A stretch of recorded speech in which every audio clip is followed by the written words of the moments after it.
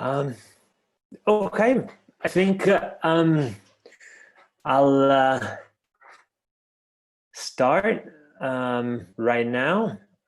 People are steadily connecting, but we are on a bit of a tight schedule. So I'll just kick off and with my little introduction speech, and then hand it over to the first panel. Let me thank everyone for connecting and ask that you please keep your microphones muted. I do believe we have, we're all checking for that, and just to make sure that the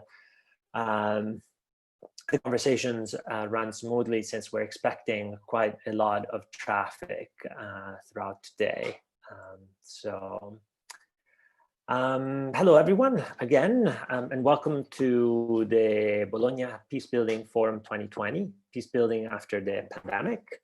My name is Bernardo Monzani, and I am the president of the Agency for Peacebuilding, the sponsor and organizer of today's event. The Agency for Peacebuilding, for those of you who are learning about us today or learned about us for the first time, when finding out about today's forum, is a nonprofit organization based in Italy.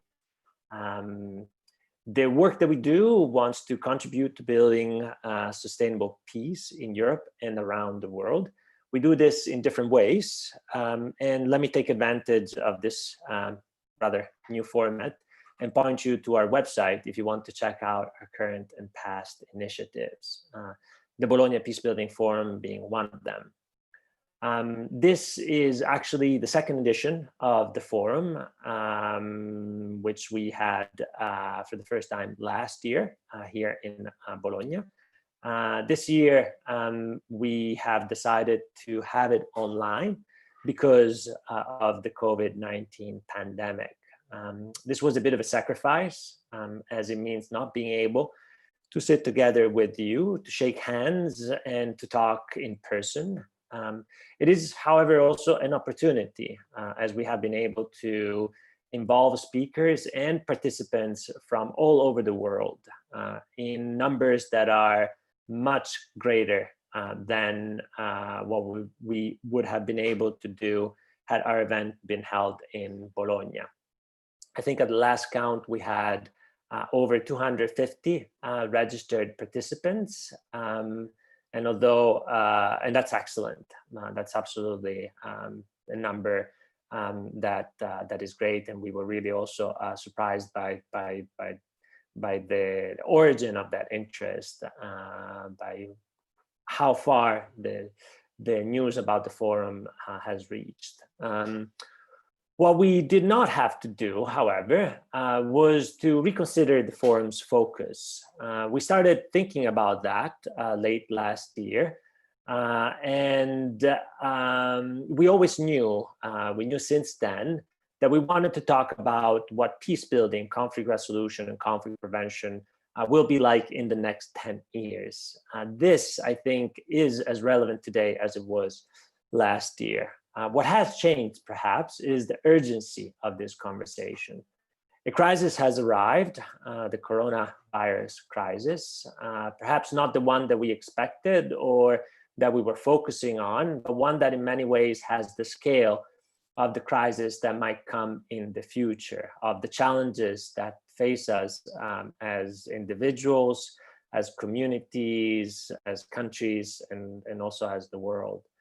Not only that, the pandemic has definitely upended how the international system of cooperation works, but also our everyday lives. Both of them have been quite strikingly altered as a result of what's been happening over the last few months. This has created challenges of historic proportions, but also evoked, certainly in my memory, like few times before, the prospect of true and significant change. So this is the starting point for today's conversation, which will take place in 3 panels. The first on climate change, the second on mobility and migration, and the third on the future of peace building.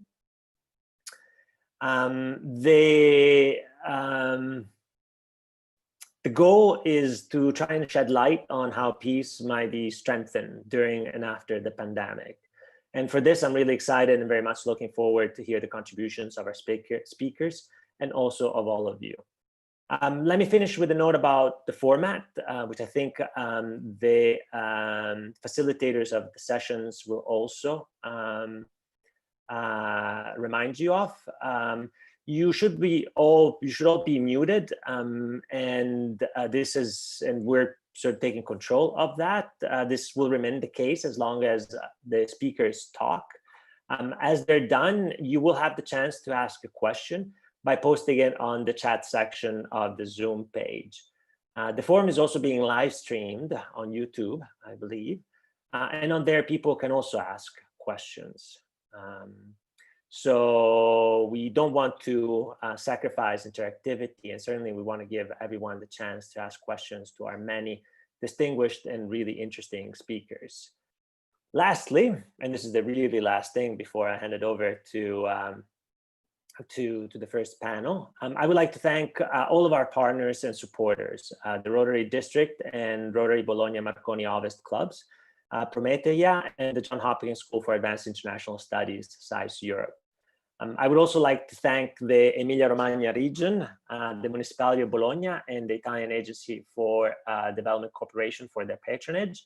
And thank also Special World Bank Envoy Bert Conders for his availability to speak at our event. And obviously, thanks to all of you for your participation and your availability to connect and be with us this morning. So this is it for me. Thank you again. And now over to Angelo Mastandrea for the first panel. Good morning. Thank you for the invitation. I'm here for the first session of this forum organized by the Bologna Peacebuilding Forum. And the title of that session is Peacebuilding, and is about peacebuilding and climate change. The guiding questions are about if the peace building can contribute to prepare and respond to a crisis, to a big crisis like the pandemic, and what's the expected impact of climate change on the conflicts in the future, in the next future. We have with us we have three people. We have Roberta De Rosa, that's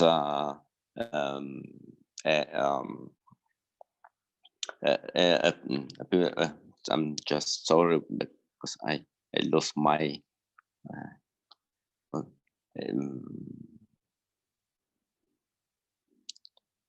okay, I would say another thing, that today the first news is the 5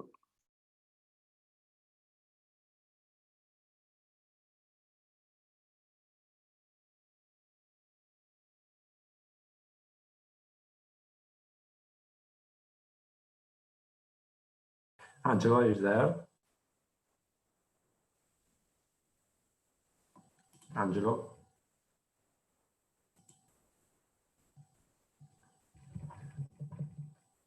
I don't hear Angelo right now. Maybe he has some problems of connections. I do think we can move on and continue our discussion with the panelists. So the idea is first of all to present them. And this panel we have Roberta De Rosa, that is a policy officer at the European External Action Service. She's focusing on conflict responsibility to protect, atrocity prevention, women and youth, peace and security program management, and conflict prevention. and she's working on the mainstreaming of the impact of climate change in EU policy related to conflict. And then we will have Vanessa Nakata, this is an Ugandan climate activist. Okay. Angelo, you're back. Okay, I'm very sorry. I'm very sorry with you. But I had some troubles with the connection. I didn't watch anything. I had a moment of panic.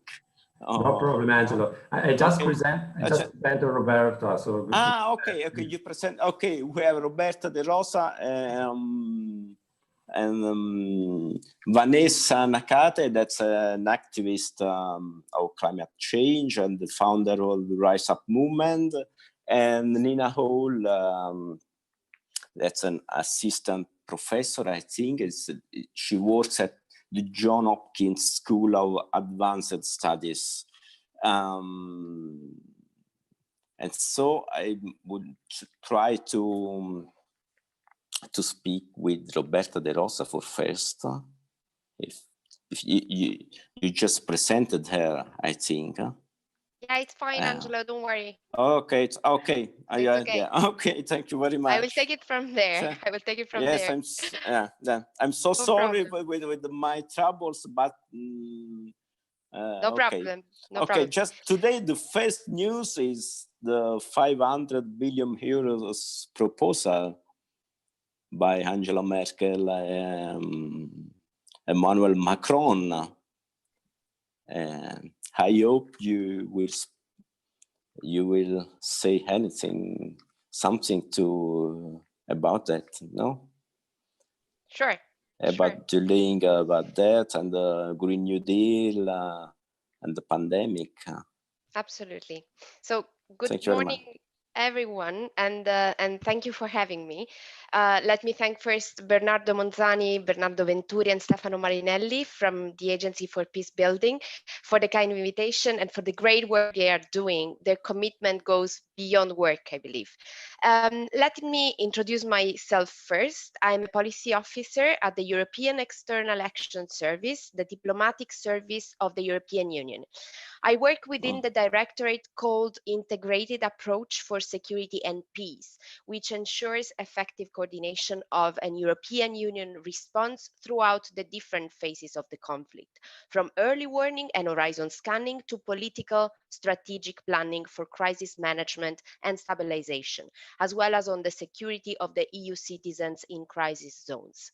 In practical terms, the directorate ensures that the EU response is conflict sensitive and based on a proper analysis with a focus on delivering stabilization and peace. In particular, I am part of the European Union Conflict Prevention and Mediation Team, which is responsible for ensuring a coordinated and integrated approach to conflict prevention, mediation, and peace building.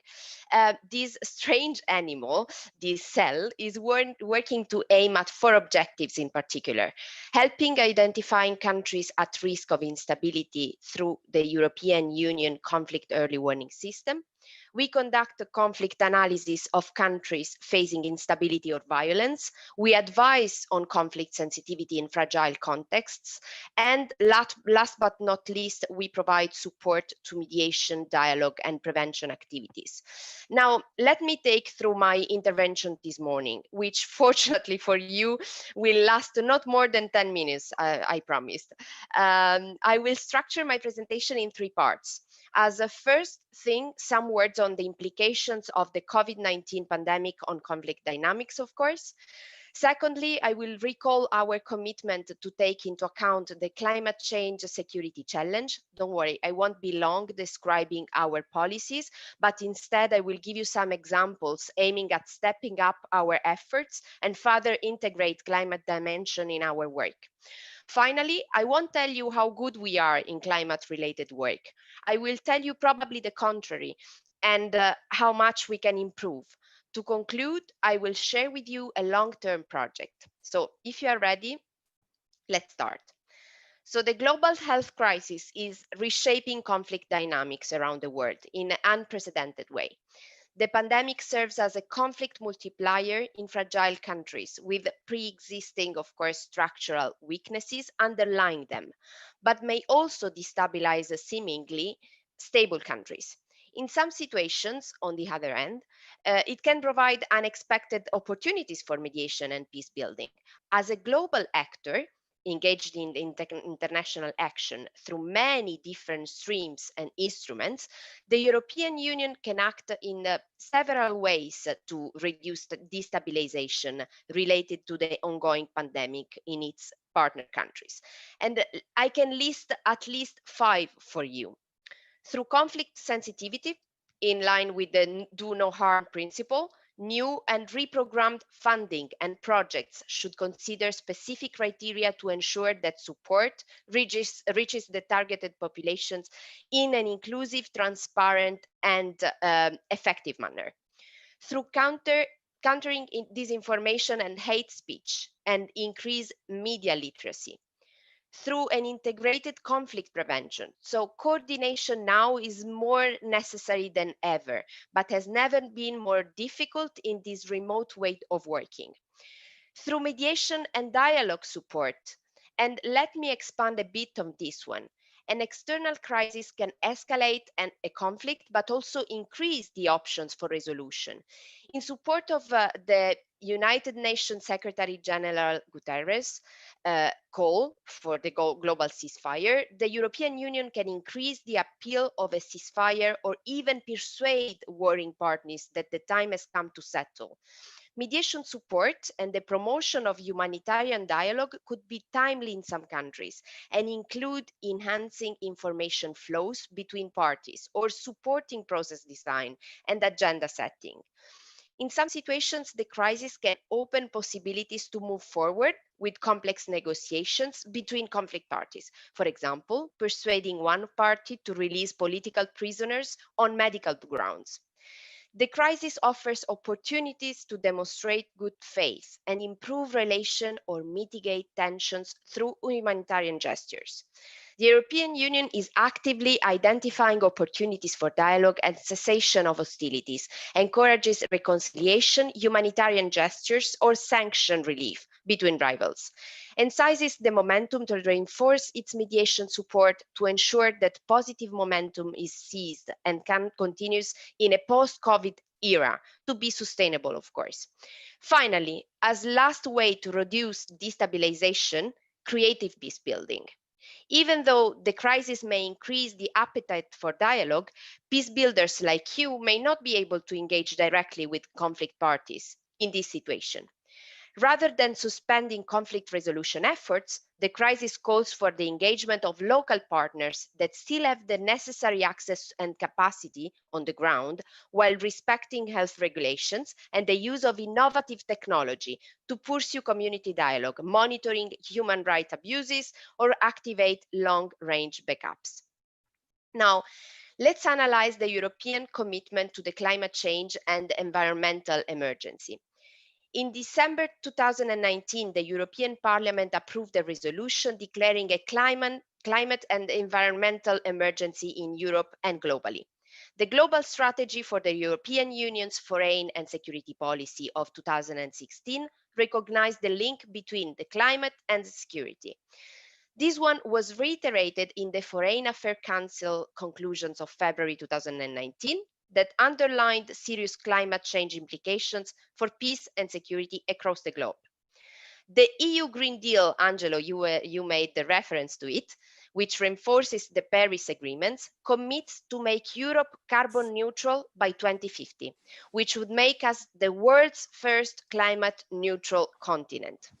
You will agree that is an ambitious target, is more a global perspective that shows that climate change is one of the biggest geopolitical challenges we face. It creates problems of distribution, and it's a driver of instability and migratory pressures. It's a threat multiplier. Climate change creates problems of social justice, raises tensions and risks of conflict, and poses a threat to human rights. This is why it's at the center of our foreign policies. The EU Green Deal is a milestone in our fight against climate change, and the opening of the Conference of Parties 25 in Madrid 2019 was the first official activity that Borrell, in his role of new High Representative of the European External Action Service, ran. The European Union wants to lead by example. The commitment to ensure that conflict prevention tools take into account climate security challenge is at the top of the European Union agenda, and in particular in the diplomatic service where I work. But to have a global impact, we need collective action, of course. Strengthening climate diplomacy means working in partnership. It's a problem that the EU cannot solve alone. That is why climate action is a key priority in our cooperation with partner countries, and not only. We work with multilateral partners like the UN, United Nations, and with local communities and with the civil society. The local, regional, and international dimensions are for us all very important. But how it works in practice? The EU delegations, our offices around the world, are stepping up their efforts with their host countries to advocate for the European Union's vision of the transition towards a sustainable future. We will do it using all the tools at our disposal, from trade diplomacy and technical assistance to capacity building and development cooperation, as well as our crisis management tools. Let's enter now in my area of competence. Strengthening the climate dimension in our conflict prevention and mediation tools is key for us in supporting the climate agenda. Since, as I previously said, climate change is currently undermining the good management of natural resources and it's threatening environmental stability, acting as a threat multiplier to international peace and security. At its core, it represents a security challenge with environmental, human rights, gender, political, economic, and social dimensions. Consequently, mediators like me will increasingly find themselves working to resolve conflicts where climate change has played a role in contributing to the outbreak of violence. The European Union should integrate climate change and environmental factors into its mediation efforts due to three primary reasons. The first one, growing relevance in conflict processes. According to recent data, between 40 and 60% of all civil wars over the past 60 years are driven by natural resources. Unless managed carefully, security risks posed by climate change will exacerbate conflict and to unprecedented levels. Whilst the mediation of such is increasingly frequent, the inclusion of natural resources issues is not yet a normalized practice. Unless this issue will be included, security risks posed by climate change will exacerbate the conflict to unprecedented levels, and peace agreements will increase an even higher failure of implementation than currently. Global actors also politicize these conflicts to an extent that third-party mediation will become increasingly important.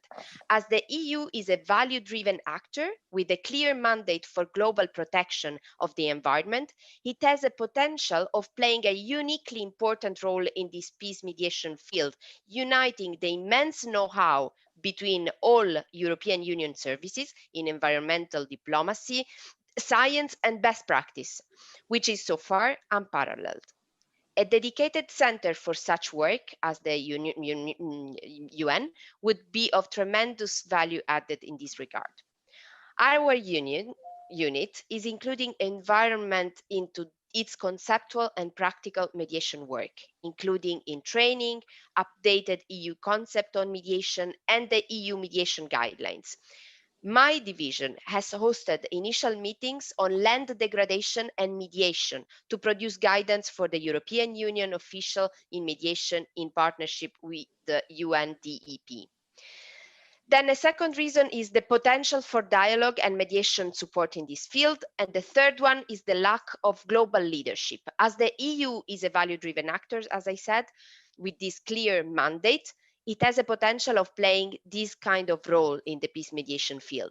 The European Union must ensure that these factors are integrated in all its mediation interventions, and interventions has to be supported, leveraged, and funded by the European Union. Now, let's talk about the challenges, and then I will conclude. To accommodate the response to the ongoing crisis caused by the COVID-19, the European Commission could, for example, merge the Green Deal and digital agendas to create one joint agenda for resilience, which could offer an interesting link to conflict prevention and mediation work. EU recovery from the ongoing crisis will be in line with the sustainable and environmentally friendly principles stated in the Green Deal. Another challenge, the European External Action Service is in the lead of climate security and climate diplomacy. But other agencies, like for example, the Director General for Clima, focusing on other aspects on the Green Deal, are in charge of the same issues as well. So the main challenges are coordination and cooperation between relevant actors, not only internally, but as well externally.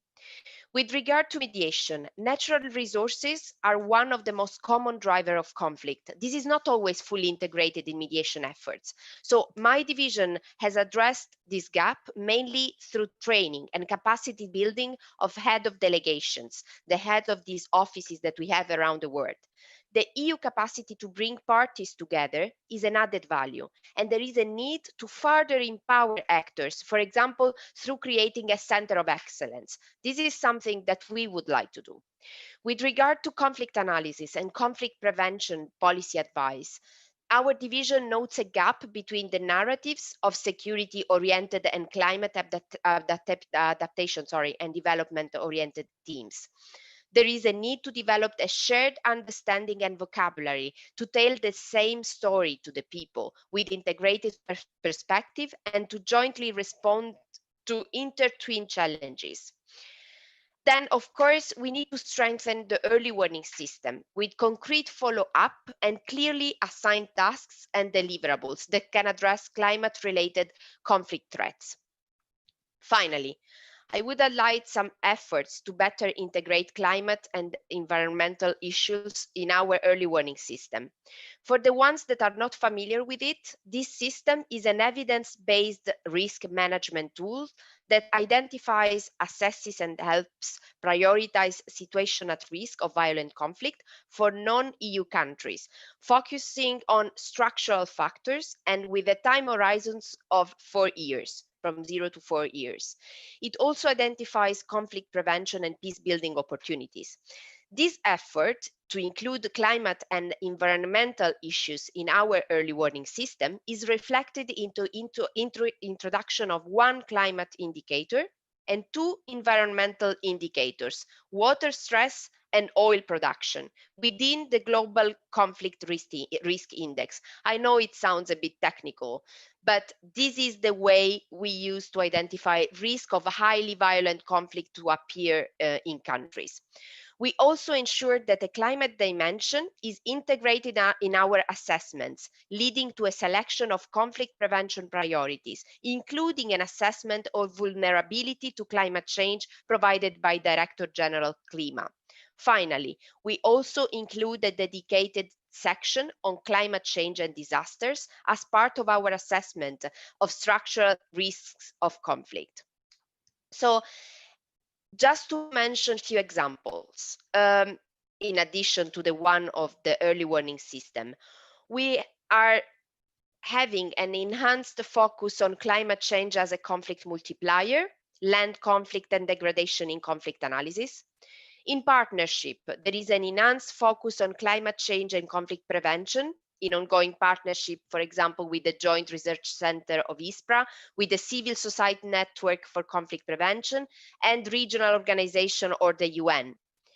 As well as mediation, for example, we are having as well there an enhanced focus on these kind of issues in mediation training and guidelines, and then on capacity building, having dedicated training on climate, conflict, and land for the cadre of conflict prevention focal points. Now, to conclude, a best practice shared by the UN of its climate and security mechanism, which brings together the UN's political climate adaptation and development pillars to consider climate change from a conflict prevention angle, provide field support and build capacity. I have a dream, an EU equivalent or EU Green Peace mechanism, if you wish.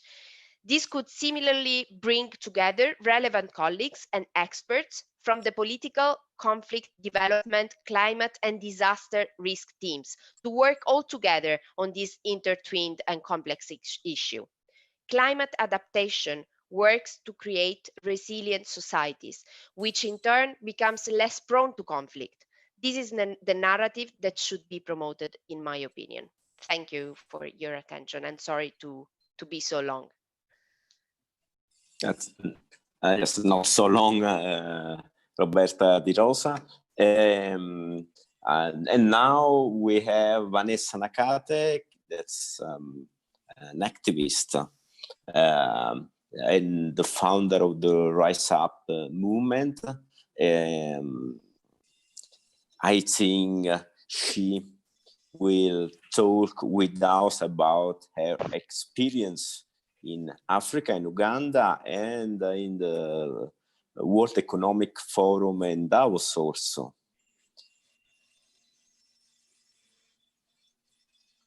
Vanessa. Greetings to you all. I hope you can hear me. Thank you. Thank you. Great.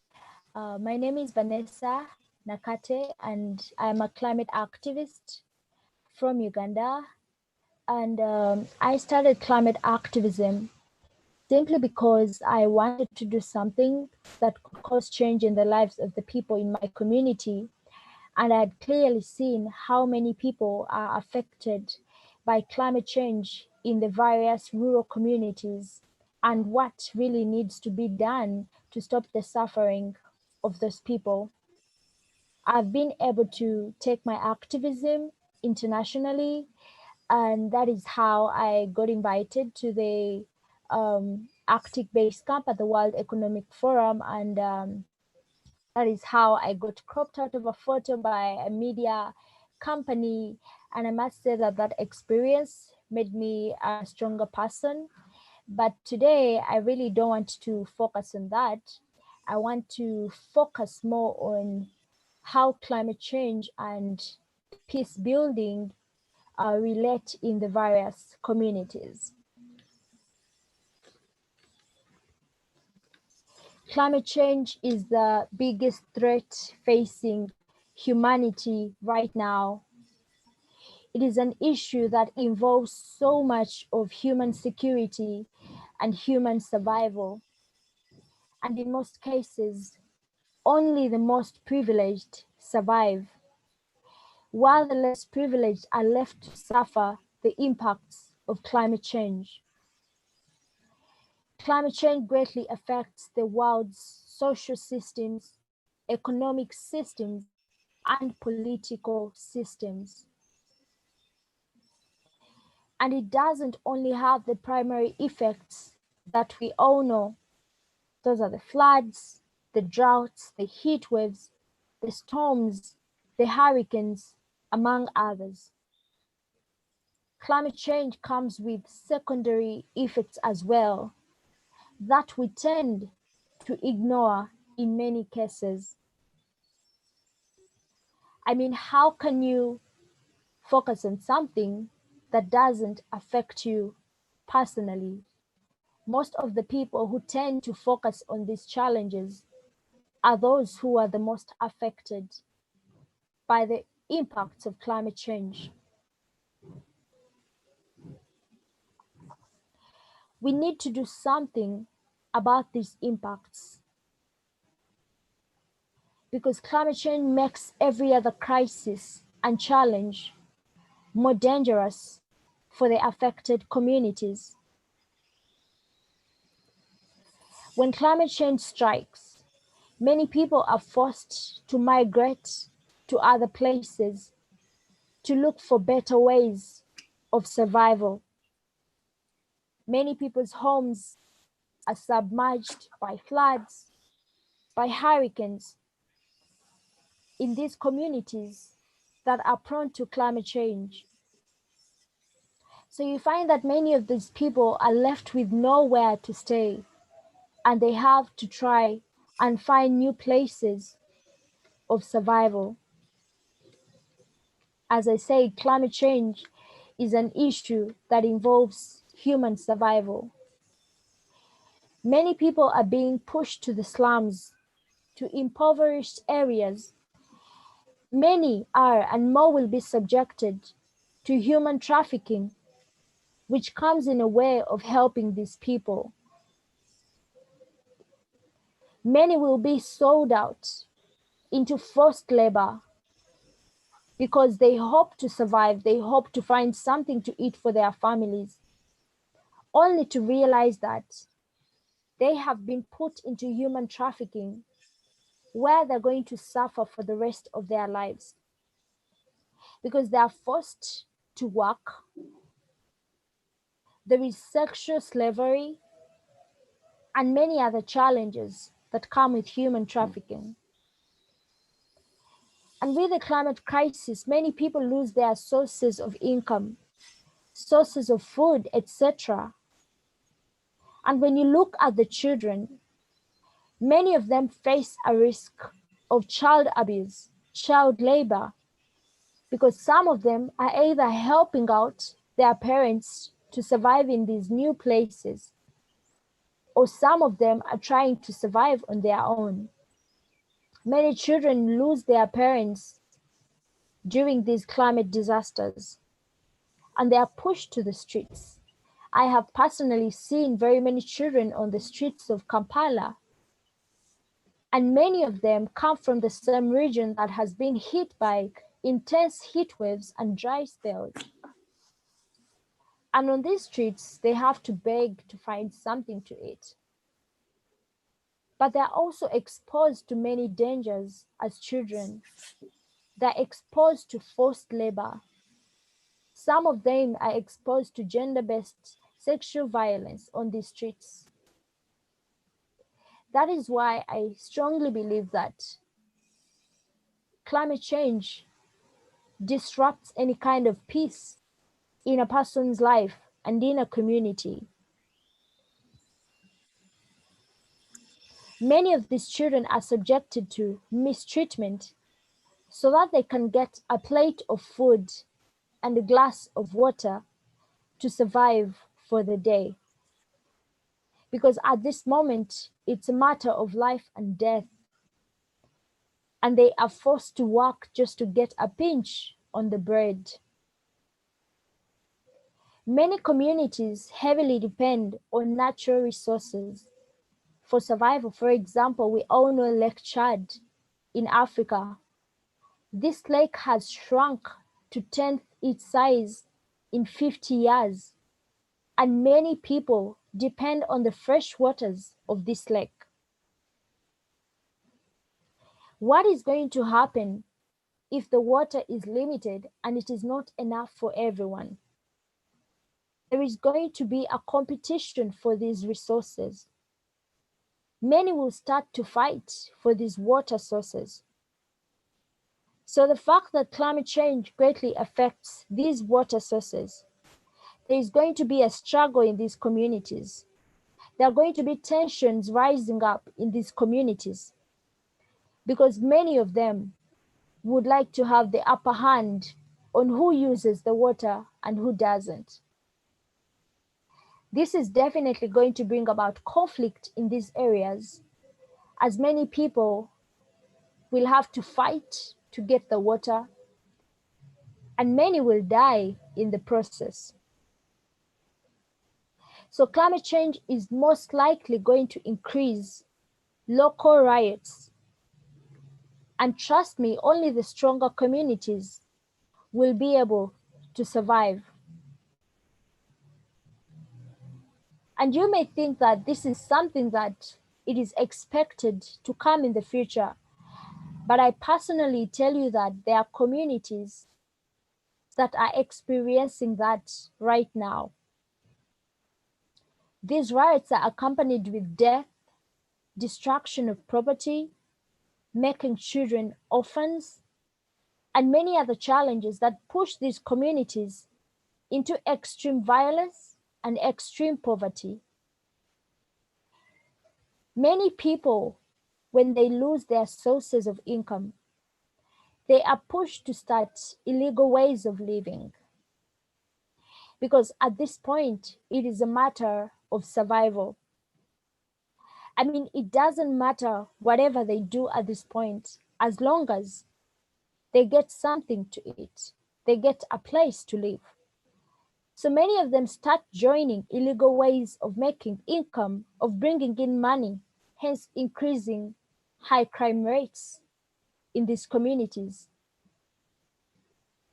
But if you've been following, you understand that all this is birthed by climate change.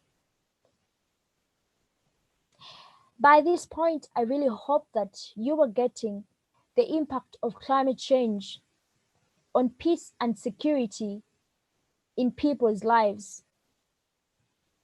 I'm trying to say that we cannot have peace building without addressing the issue of climate change.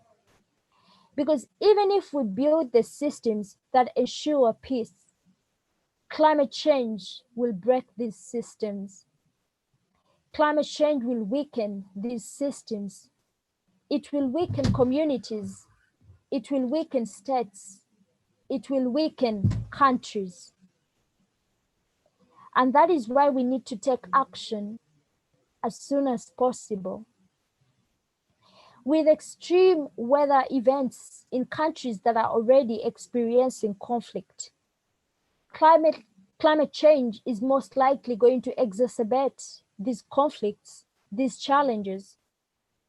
Because if people are already at war, what will happen if they now have to struggle for the limited resources in their communities? This will just increase more wars in these communities, more fights in these communities, more riots in these communities. This will take away the peace, and many will be affected, not just by the already existing conflicts, but by the new struggles for resources. In my community, very many people heavily depend on agriculture as a form of survival. They depend on the food that they grow. They depend on their farms. But in the case of an occurrence of a climate disaster, many people's homes are destroyed, but also their farms and crops are destroyed. Many people lose their only source of food and they're left with nothing. Actually, the entire economy heavily depends on agriculture for survival. So what happens if food production is affected? What happens if food systems are affected? We expect less food. And with less food comes high demand from the people. And with high demand from the people, that means the prices are going to go up. If the prices go up, only those who can afford will be able to buy the food, while the less privileged, especially in the rural communities, will not be able to buy the food. What will happen if someone has no access to food? People will riot, people will strike, people will protest just to get the food prices to go down. And with this comes disruption of peace. With this comes destruction of the systems that have already been built to ensure peace in these communities. Because without food in a community, you do not expect to have peace. You don't expect people to be happy. People will have to complain, because if they don't have food, that means many of them will be subjected to starving to death, and no one wants to die. So they will bring up conflicts and riots in their countries in order to survive. So when it comes to climate change, many lives are at stake. We cannot afford not to take climate action. We cannot afford not to build systems that ensure resilience in these communities. Because with climate resilience, we'll be able to overcome some of these challenges that affect peace in communities as a result of climate change. Because if there is resilience in case of a water scarcity, we won't expect riots because people will have water to drink. So if we build resilience in these communities, even in the occurrence of a climate disaster, many people will be able to live and recover from the challenges that they face. Okay, Vanessa, just few seconds because Nina Hall has to leave at 11, and so then we have few minutes after for the questions. Okay, if 1 minute. Yes, if you want to conclude it. Okay, thank you. Okay, thank you. So we need to rise up together if we are to build peace in our communities.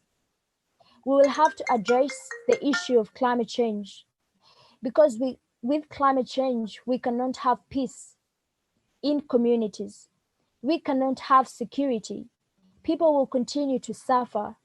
So this is an urgent issue and matter. We need to save people's lives. We need to bring peace in these communities and in the countries. A country's economy cannot thrive with conflict and violence.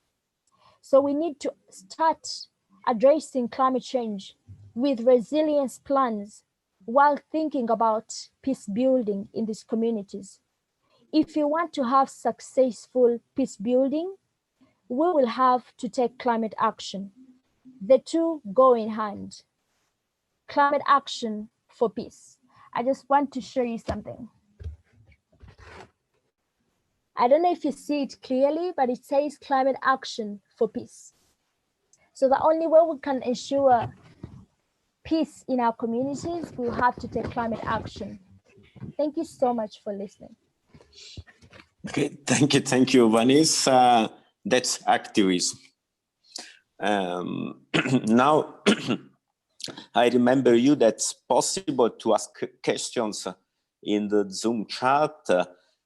Probably we will have not so many time because we have after another session, another panel. Nina Hall has to leave at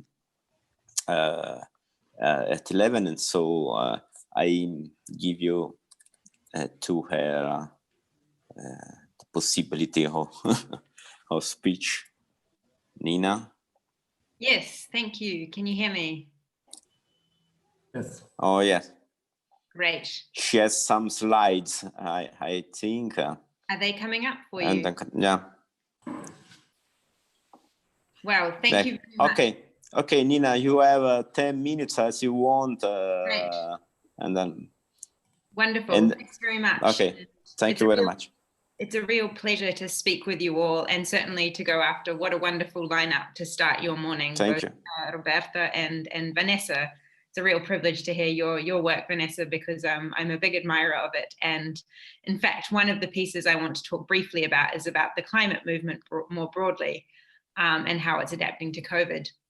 But to give your listeners a little bit of a background to myself, I've spent a lot of time working on climate change issues and how they relate to displacement and development. And just to give a little bit of academic context to the discussion today, there's been a long-ranging debate within the social sciences about the links between climate change and displacement, and climate change and conflict. And without getting into the nitty-gritty, I would say, echoing Roberta, there are reasons to say that climate change is a threat multiplier, both for migration and conflict. However, we should be cautious at not saying it always causes conflict or always causes migration, because as social scientists like to point out, these are complex human phenomenon, and sometimes the most vulnerable don't move. For instance, if we think of Hurricane Katrina, the context there was that the rich were able to leave after an extreme weather event, but the poorer remained and left behind. And the reason I point that out for our conversation is because I think understanding the complexity of how climate change impacts on people in different ways is important if you're going to design policy interventions. So if your policy intervention is let's create a refugee, climate refugee category to save people who are displaced by climate, that may work in some contexts to help the most vulnerable, but in others it may not. In others, the climate refugees could be the equivalent of people fleeing floods in the UK to go to Spain. Now that's a bit of a simplistic example, but I just really want to put that on the conversation for you today as you think through some of the complexities related to how climate change impacts people differently. In my research, I've looked at that in depth and looked at the ways that international organizations, particularly the United Nations High Commissioner for Refugees and the United Nations Development Program have engaged on climate change in the last 10 years. So I traced the changes in these organizations. And for those of you interested, feel free to contact me. Another piece of work I wanted to flag after hearing Roberta speak about how the EU is thinking about mediation and climate change is a piece of work I did with another hat. And that's the New Zealand Alternative. It's a think tank that I'm part of in New Zealand. I'm a New Zealand citizen, although I work as an assistant professor at Johns Hopkins SAIS in Bologna.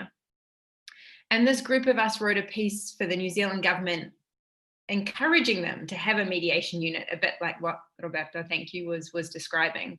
And I just put this on the table for your discussions, because unfortunately I won't be here the whole day due to other faculty meetings.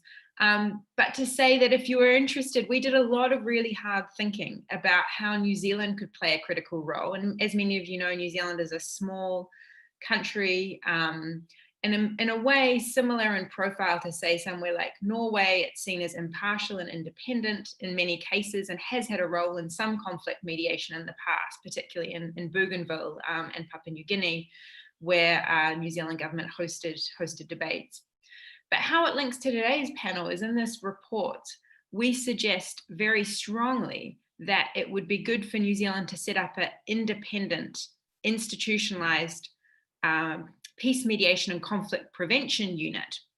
And part of that work would be building on our expertise of understanding how to deal with Indigenous issues, which we do have a mixed record for, but also around natural resources and Indigenous peoples. And so if you're interested in that, the report is up online, and I can share a link with Bernardo or others. So there are two pieces of work that intersect with the questions in this panel. To sort of round off my comments, I wanted to present some more recent work. I've been very interested in climate activism and the work of Vanessa and her friends and peers and colleagues. And I just wanted to point out, and maybe this is sort of a hopeful pitch, about how the climate movement has been adapting in the last month. Because obviously, as Vanessa's pointed out, the climate movement in certain contexts has been pushing also for peace. Now, I would note that argument has not been the forefront of the arguments, particularly in Europe. The context has been more about, say, pushing the EU for green stimulus plans or pushing governments to meet their Paris goals. But I think it's important as we think about how during COVID, these movements continue to try and push for action and change. And the first thing to say is that last year was a momentous year. We saw thousands protesting in the UK, millions in September in the lead up during these global strikes. And a lot of it was instigated by the Fridays for Future, the climate youth strikes that went all around the world, as many of you will be familiar with. And more strikes had been planned for March and April. So the youth climate movement Fridays for Future had in fact planned a month of global action, and Vanessa, I'm sure, can speak more about this in depth than I can even. And what happened, of course, when in March lockdown started to happen is that they shifted online. So there has been an ongoing protest action, both through climate strikes, as well as they've hosted a number of webinars, which you can access. This is just one example of a webinar they held with Naomi Klein and a WHO representative on climate change to educate themselves during this time. There have been the odd also protests that managed to happen in real space. And this is just one example on the 24th of April outside the Berlin Parliament of placards. Now, to give you a little bit of data, this is work in progress, so please don't cite at this point. I would suggest it's something that I'm working on with my research assistant to just see how the climate strikes over time have shifted online. And we used SMAT data, so it's only verified Twitter accounts. So the total number of tweets are quite low. So again, I would suggest this gives us more an indication of the proportion of climate strike to climate strike online hashtags. And the simple message here, as you can see with the orange line, that the strikes did move online, that students and their supporters of climate action began to talk about, began to use this hashtag as a way to collect their protest. And this is all for this year. And you can see the punctuation, the up and down is indicating that it's a Friday. It continued to be the rolling Friday protests. This gives us a long view of climate action over the last year. And the point that you can see clearly here is that the biggest number of traffic in terms of tweets, again, this isn't media analysis, it isn't number of people on the street, so it's limited, but it's meant to give us an indication. The biggest number of tweets was around that September. There were 2 Fridays in September, the first Friday where the most countries had their global strike, and the second Friday, which was where Italy, New Zealand, and a handful of other countries had their global strike, with regular sort of other smaller events throughout the year. And this is just because Greta has been such a key focal point of the movement.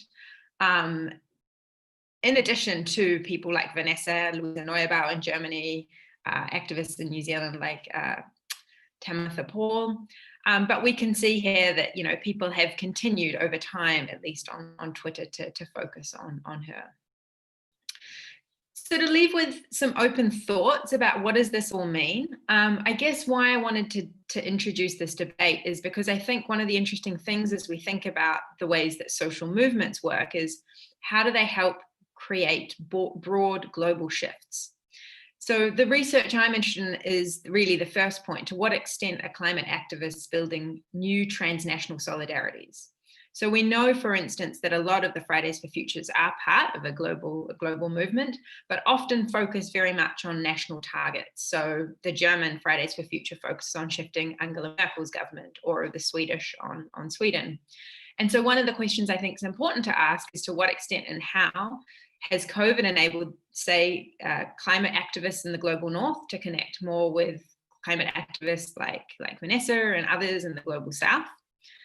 Are they looking for new ways to create online globalities, to create, a sort of a focal point for their action? So one of the things we know is that the UNFCCC, the climate negotiations, are often a key point for climate activists, but that won't be held this year. Are there new intergenerational solidarities between older and younger generations? And I think a really big question to table is what new ideas are coming out at this moment for a green economy, for a just transition. And we are seeing many countries, including members of the EU, the New Zealand Climate Minister, James Shaw, also advocating to use this moment of COVID, which is of course a terrible and difficult moment for many, for most, but also to reset our economies to shift away from fossil fuels. There's many questions about what will happen over the long term. I think that the climate environmental movement is resilient. I think people will find ways to outlast it, but I think it is very difficult if you can only take action online. And I would be happy to answer that. And apologies that I have to head to another faculty meeting. If there are any of you who are interested, this is just some of my other work around activism that relates to its work in the digital space. All right, I think I will leave it at that because I don't want to go over time. If there's any immediate questions, I may be able to chip in for a minute or two, but unfortunately I will have to skip to this faculty meeting. So my sincere apologies for that, and I wish you all the best for the day's conversations. Thank you very much, Nina. It was really interesting what you told us. I hope you will stay 5 minutes again. I have just 2 questions for all. One for Vanessa, another one for you and Roberta. Vanessa, how it feels to be an activist, and what advice would you give to young climate and peace building activists?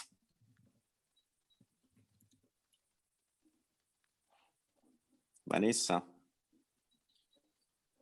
Yes, thank you for that question. I think what it really feels like to be a climate activist as well as a peace builder, I think to me it's a very, very important thing to do, because at the end of the day, it involves the saving and protecting of people's lives. And I'm always up for anything that involves securing of people's lives and making sure that people are living in communities or in ways that ensure that they are peaceful and that they have enough basic needs and can be able to access them. And my advice to young activists as well as peace builders is to, of course, keep on speaking up, keep on demanding for action, especially in this time when we are in the COVID-19 pandemic. We clearly understand that right now it's very hard to get the climate conversation moving. Many people are not so interested. People are so focused on the current pandemic, in that they are shadowing the climate crisis. So this is the time that we as activists need to speak up loudest, that we need to push the action in all ways possible, digitally and also even after the pandemic.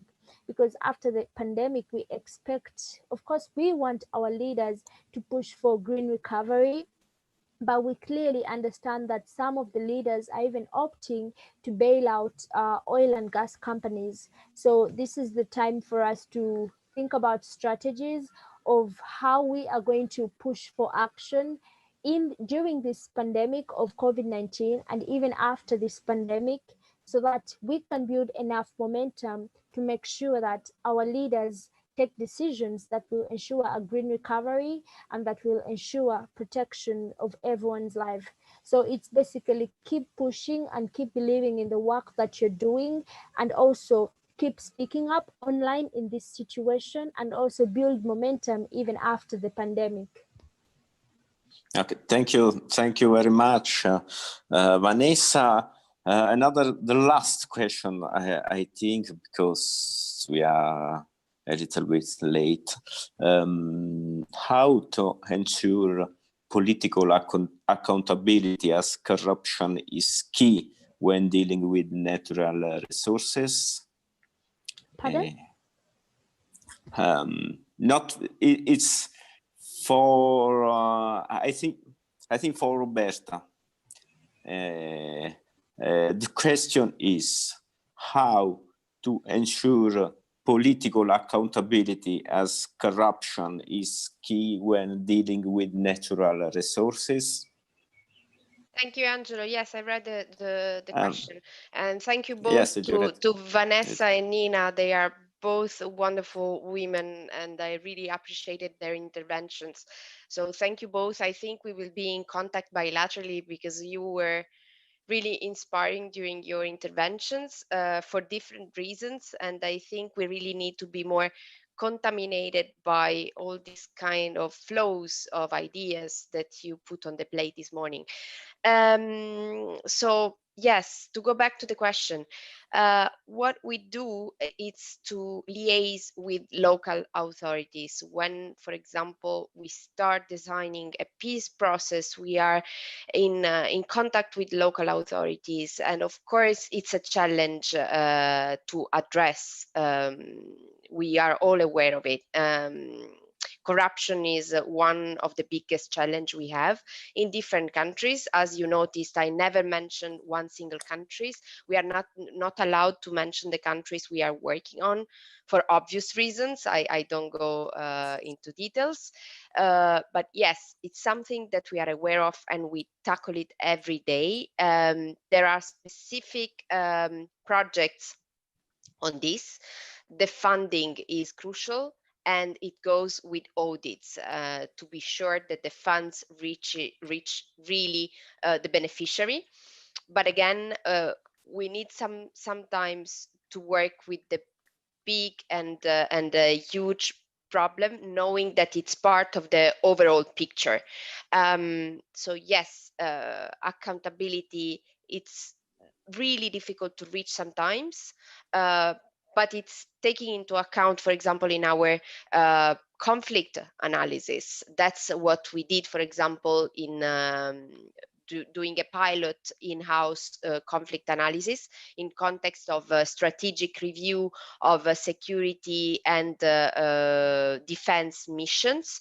It was recently, for example, conducted for a country with over 25 years of violence. I'm not mentioning the country, but you will probably understand what I'm referring to. And we were putting together patterns that are heavily exacerbators, if you wish, and one of the elements was corruption, and the climate change was another one. So some lessons learned from this experience show that the framing and then the translation of security-related climate challenges into integrated conflict preventive and peace-building action is a challenge. Another challenge is the bringing together of relevant expertise with can combine both climate, data, and social, political, and economic analysis. But we are trying to work on it. Okay, thank you again. I would end this session with a side comment that arrived in the chat. Giovanni Scotto said, I'm very refreshing to have an all-women panel to start with, and a mix of academics, policy officers, and activists. And so I agree with that. I'm close here that session. The next one, I think, is about the peace mobility nexus with Annalisa Camilli, Marco Lombardo, Katrina Guidi, and Nello Scavo. Another mix of men and women, journalists and policy officers. So thank you very much to all. And I close here the session. Thank you again.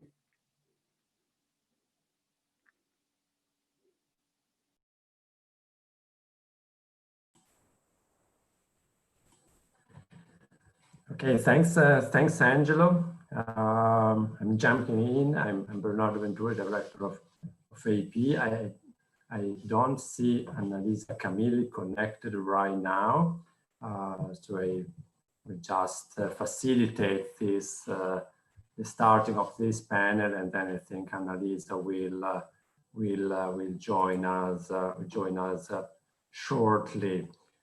We can continue if sure. If you want to. I can go ahead and just to present the panel very shortly. The second session, the idea is to discuss the nexus between peace and mobility. And in this panel, we have two guiding questions. The first one is how does human mobility affect peace and conflict dynamics? And the second one is how will the current restrictions on mobility affect conflicts and peace building in the next years. And to discuss about that, we would like to start with Katerina Francesca Guidi. It is a migration and health researcher with a long research experience at the European University Institute, but she also has experience as I would like to say, as an activist, as a person that work with migrants and not just on migration. So I would like to start with her, and indeed, Katerina, you have the floor, please.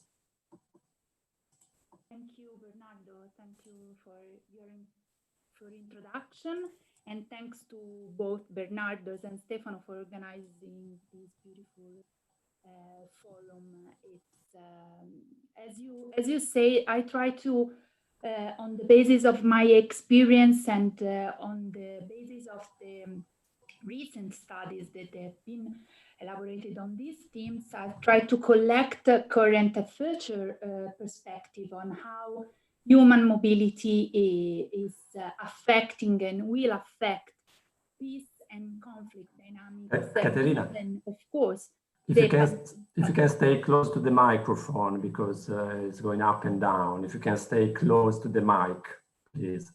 Me? Yes, please. Yes, okay. If you can stay just close to the mic, it would be better. Thanks. Now it's better? Yeah. Okay, thank you. Sorry. Very good. And yeah, so given the pandemic alone, together all the other factors, including climate change, which have impact, as we know, on migration flows. So the socioeconomic impact of COVID-19 are progressively becoming a major area of analysis, since as World Bank has been estimated, around between 40-60 million people worldwide could be pushed into extreme poverty into this year, into 2020. So, and in particularly 23 million in sub-Saharan Africa and 16 million in South Asia, particularly in India, Nigeria, and Democratic Republic of Congo. Moreover, international remittances risk falling by 20% only this year. So the pandemic, I think, has already relieved and exacerbated pre-existing socio-economic inequalities, including those of migrants, and will affect their country of destination and of origin. So, of course, some migrants risk being particularly vulnerable to the longer-term effect of the pandemic. Therefore, I think we should analyze the different groups of people who migrate for several reasons, and starting with the international students, for instance. We know how much programs for mobilities of international students have been a positive factor in some cases, as in our cases, for the construction of the European identity, or even for the stability of the continent. They have contributed as a positive factor. Of course, current travel and movement restrictions have left many international students stranded. So those who are unable to return home before the restrictions came into force and were not repatriated by their countries of origin and found themselves stuck, and some on deserted campus universities. And as underlined by a recent ongoing survey of Quacquarellismo, more than 50% of international students have seen their study plans affected, and 46% they are saying that they plan to defer or to delay their entry until the following year. Then we have the international migrants, including asylum seekers and refugees. So some migrants have returned already to their country of origin because of the global slowdown and are experiencing difficulties reintegrated into the labor markets. So the pandemic may reduce the attractiveness of some destination countries, and it may also push some to migrate irregularly. to wealthier countries comparatively less affected by the pandemic, and we will see after in details. Then displaced population, they often in vulnerable situation prior to the pandemic. Refugees and IDPs risk further to be being marginalized due to this instability factor. So some countries have closed entry to all foreigners, including asylum seekers. And then the most discussed categories of migration flows nowadays, especially in Europe, migrant workers.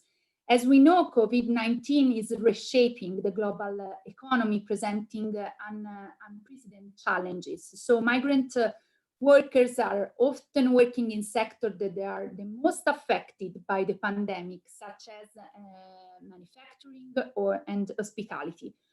With rising unemployment rates, they are particularly impacted, and together with the relatives who may be reliant on their remittances, they send back home. So especially some are employed in seasonal work, have also been unable to work due to the travel restrictions. So the COVID-19 pandemic has highlighted the vulnerabilities of also of global supply chains, and specifically jobs with require an high amount of international travel from, let's say, plant managers to engineers, that they are currently suspended and substituted by some of them, as we are doing, video conferencing platform. So McKinsey has been predicted that one decreases has passed, companies will localize their supply chains and expertise, reducing their reliance on globetrotting stuff. So we will probably, in their prediction, pass from globalization to a regionalization model. So of course, I think that, in my opinion, in the future, migrant workers will be then distinguished even further between deserving and undeserving migrants, more than country of origin, more than nationalities or gender or religious faith. Their skills, their job skills will play a role in the job market as they are doing already as a real commodity. One example is what is happening, for instance, in the recruitment of health personnel worldwide.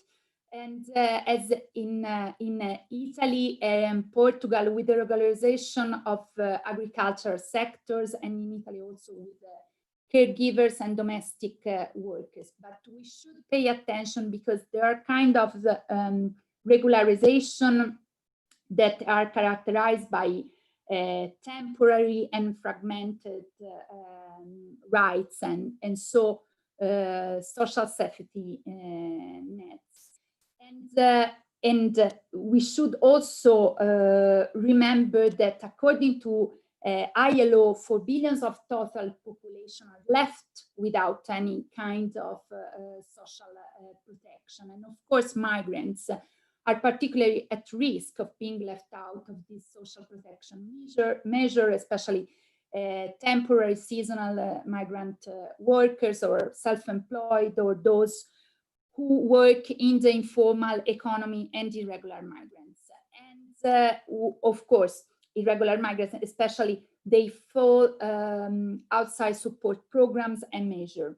Another phenomenon that we are seeing, and in these times, is the so-called corona racism. And I think that it will increase in the future. So sort of stigmatization and discrimination, I believe, to a rising xenophobia against migrants that risk having longer-term implications for their socioeconomic inclusion, and more broadly for the social cohesion of the receiving societies.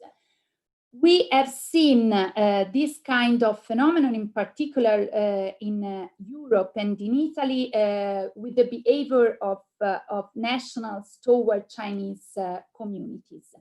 Just to go deeper into this example, from the beginning of this year until mid-February, when the growing number of coronavirus infection in Wuhan started to be monitored on daily basis by the media, the international community was still thinking that it was just a Chinese issue, a Chinese disease. When 3 cases, and I mentioned the case of Italy, when 3 cases of COVID-19 coming from China were discovered at the end of January, due to the fearful situation and the confused message coming from the official bodies, Italian newspapers have reported daily episodes of racism against Chinese people, bullied or discriminated by Italians. So Chinese tourists were insulted on the streets. There were demands for restriction on Chinese children in the school. Prejudice about Chinese personal hygiene expressed by national and regional politicians, and an undeclared boycott of Chinese shops all across Italy. On the other side, the Chinese community, they have demonstrated, I would say, in all countries, with some more famous example, solidarity to Italian citizens with the spontaneous donation of clothes, protective masks, and materials for the hospital coming from China as from other countries. We know, particularly the other EU countries, they were helping Italy in that. So along together, the important solidarity demonstrated at the individual level among citizens China. We should remember that China is playing also an international game through their migrant communities, trying to overcome the stigma of being the worst infector. And I think that following the growth that we are already seeing of populism and nationalist phenomenon, we will probably witness to this kind of xenophobic reaction, but also unexpected solidarity. So we will probably need new narratives to describe also the attitudes towards migrants worldwide, that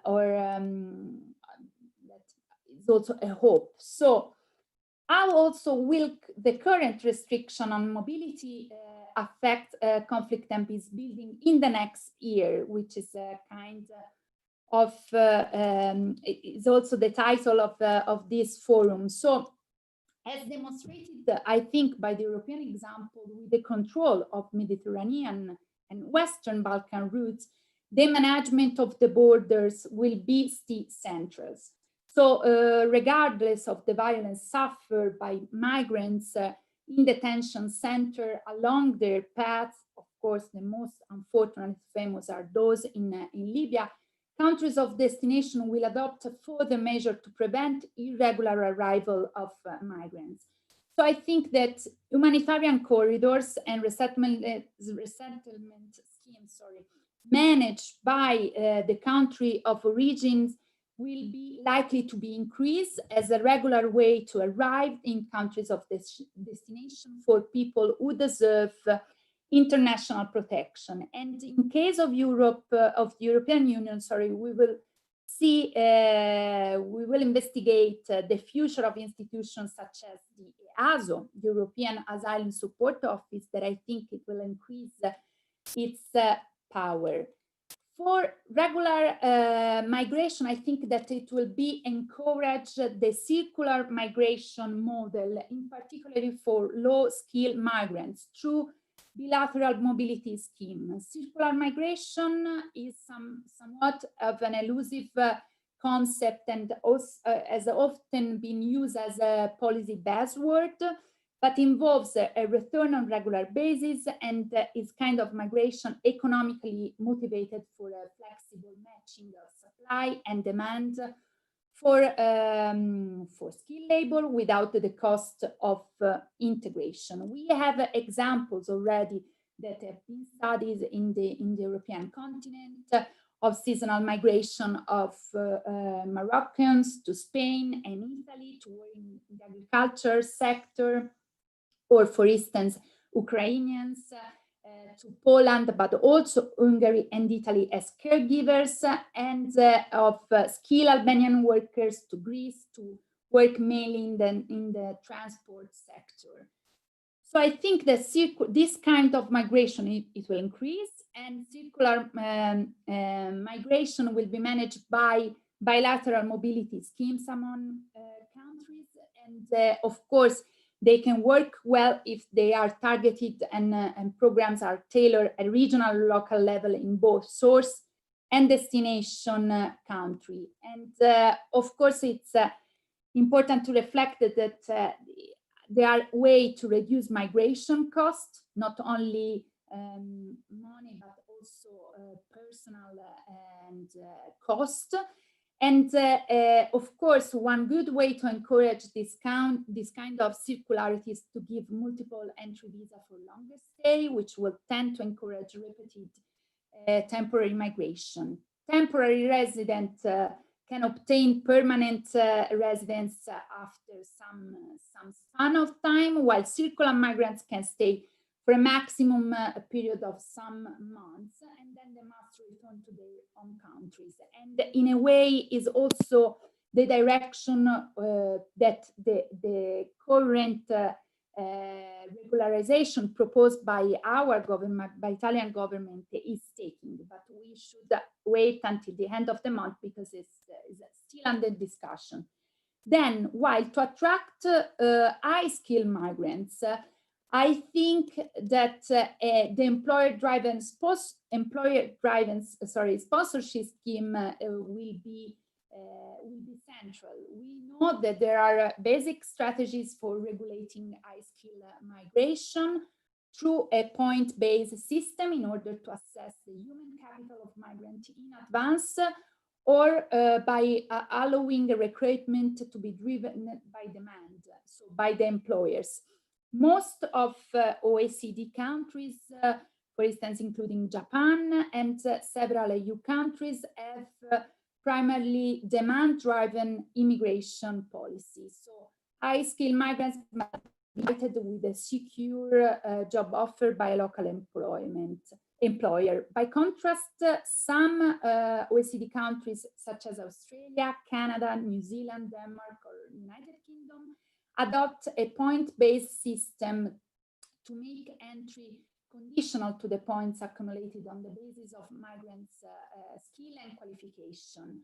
I think that the countries of this destination will be further differentiated on the basis of talent competitiveness in recruiting high-skilled migrants. In particular, the global ranking seems to be lead still by Switzerland, US, and Singapore as countries of this destination, along together Sweden, Denmark, Norway, Finland, Luxembourg, and Australia.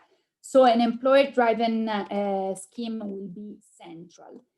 Moreover, to ensure more stability, because we are talking also about peace and conflict in the countries, right? So I think that intra-regional mobility regimes will be adopted. We have seen already some examples. The European Union itself, the ASEAN, the ECOWAS, the Mercosur, they have different level of implementation, but common aims. So there are a series of agreements that favor access to residency and social rights, as well as the portability of the social security rights to smooth intra-regional mobility and to guarantee similar rights to no citizen when residing and working in the region.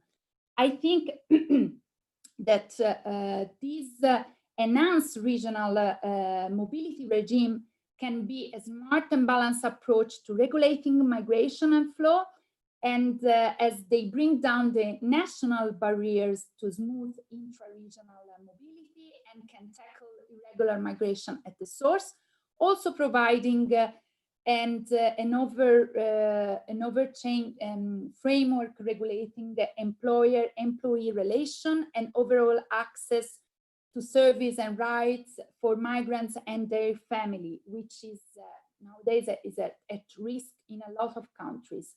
So as we have seen with Mercosur with the Southern Common Market in case of of Venezuela crisis, these kind of intra-regional mobility regimes, they can work, they can be successful and effective. And of course, they will be more successful and effective if they will have a special emphasis on unskilled workers and the families, and not just on unskilled migrants. I think that concluding this overview, we will witness to a restriction of social protection. And we know that already only from 33 to 49% of the world's population is covered by essential health services. Migrants often do not have or have sufficient access to health coverage and health care. We have seen, recognizing the global health risk, that in some countries, migrants have been granted free access to COVID-19 testing and treatment. But however, in the future, migrants and also ethnic minorities will probably see their health rights restricted. Indistinctly, if there are people who are medically vulnerable to severe COVID-19 related diseases, or people who are living in a socially vulnerable situation. So, of course, there is not a unique answer to the future perspective, but of course, I think that a tailored, smart, and balanced approach will be a part of the answer. So thanks for your attention. Thank you, Katerina. This is Annalisa Camilli. I'm a journalist working at Internazionale. Sorry for the delay in connecting. Well, I'm very happy to join, and I have followed your intervention. There is a question, and I think that you have already answered to this question. Shadi Shabatz is asking, what do you see for the future of students? Well, you have answered speaking about high-skilled migrants. I don't know if you want to add some details about students and study visas, kind of movement permission for studying.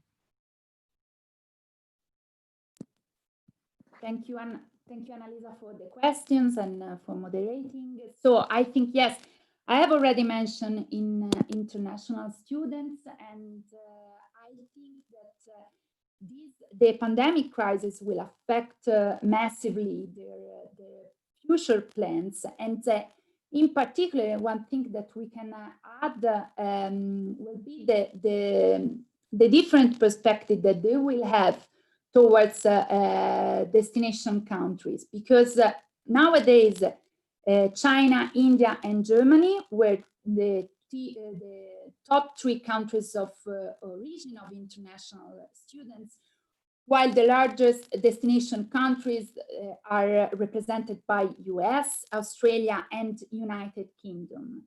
So if we analyze in depth these countries, especially I think the current situation lived by China, India's countries of Asian continent, and the kind of restriction that there will be due to the Brexit in the UK, I think that the perspective are already changed, and of international students, particularly for their country of destination, their choice. And also, I think we will see some restriction according to the countries of origin, or some or the requirements, of further measure. If you are, I think, unfortunately, that if you will be a student coming from some of the most hit country by the pandemic, you will provide more proof, health proof, and you will probably be observing some quarantine period while arriving in the destination country. Okay, thank you very much. First of all, I should mention that Nello Scavo, one of the panelists, the journalist of the newspaper Avvenire, could not join today because he's traveling for one of his research, and unfortunately he could not join. And now we are waiting for Lombardo, that I think he should intervene now because it's 11:40, and we are waiting for him connecting. Marco Lombardo, that is the councillor of the city of Bologna, and he's specialized in immigration policies. I don't know if we are trying to connect with him. Yes, Annalisa, we are trying to connect. We're in contact with his secretariat, and he's actually in the municipality board meeting. They just said that will be with us in a few minutes, so we are waiting for him. And I think that we should. Okay, thank you. Yeah, we try to have him.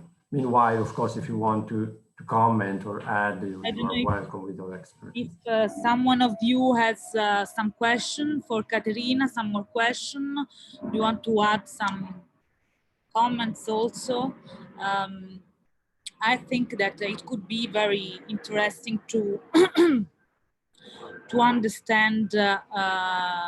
We have seen in these 2 months, basically in all European country and also in other countries like US, that immigration policies are basically restricting the access for regular migrants. Also, Portugal and Italy are exception, and as you told, Katerina, also the Italian case and the Portuguese case have a lot of limitation. Therefore, I think that in the coming years we will see basically a strong restriction of legal movement through countries.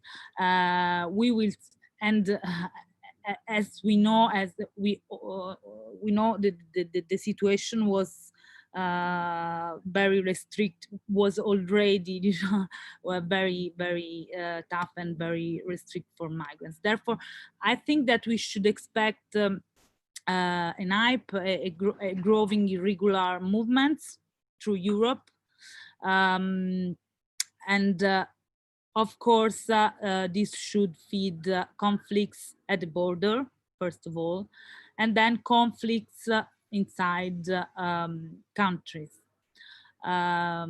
We should understand, for example, what should in the coming months, what could change on the other side of the Mediterranean, because we know that the situation in Libya, for example, is not improving.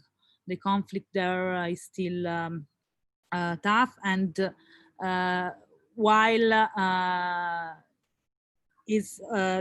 there is, for example, no rescue ships in the Mediterranean, and also Italy and Malta in these 2 months has approved some decrees, some laws in order to restrict and to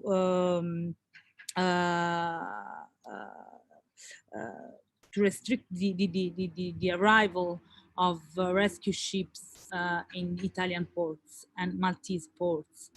Therefore, for example, for me, it's a very important question to understand what will happen in summer, next summer, in these coming months, in June and July, in the Mediterranean route, for example.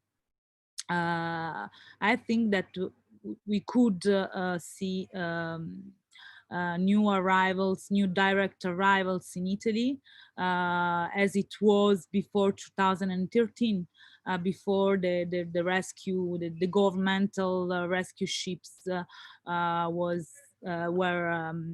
were launched in the Mediterranean. The rescue operation was active in the Mediterranean. Therefore, I think that we will see a growing number of direct arrivals with wooden boats or rubber boats on the Italian coast, for example. What will happen in the Balkans? All the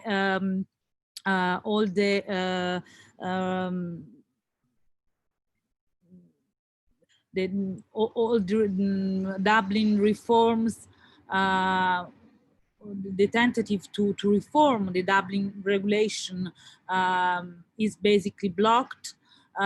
Politically at the moment, nobody wants to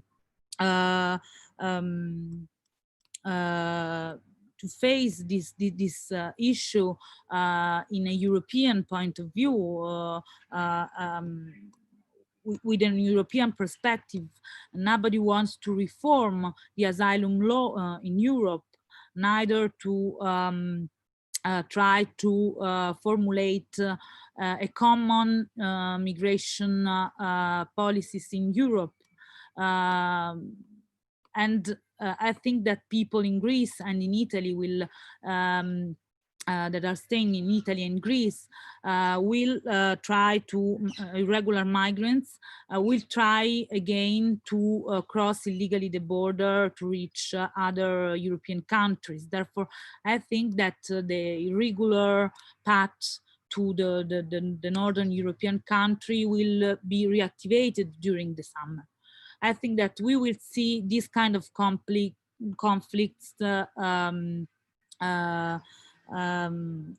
the coming months be outbreak very quickly.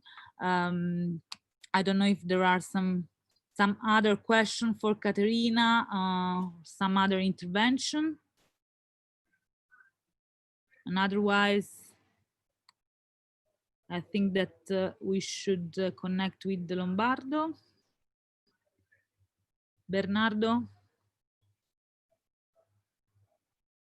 Okay, so my colleague just called right now and said that they are blocked, stuck in the board meeting because he's also responsible for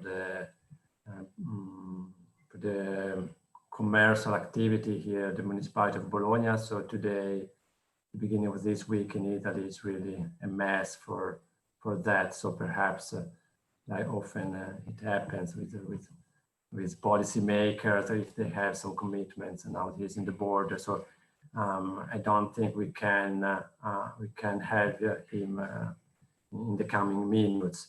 So I do invite all the participants, both on the streaming and here on Zoom, if they have questions or comments, just ask to both Annalisa and Katerina right now.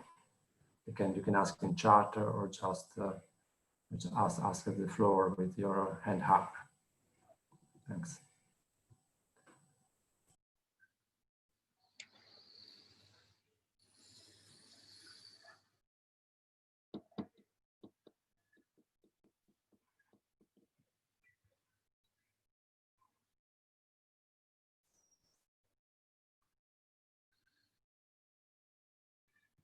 Okay.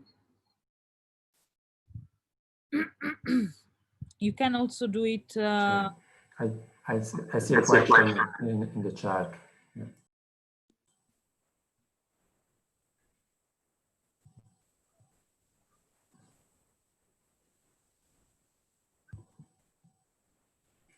Annalisa, do you see the Zoom chat?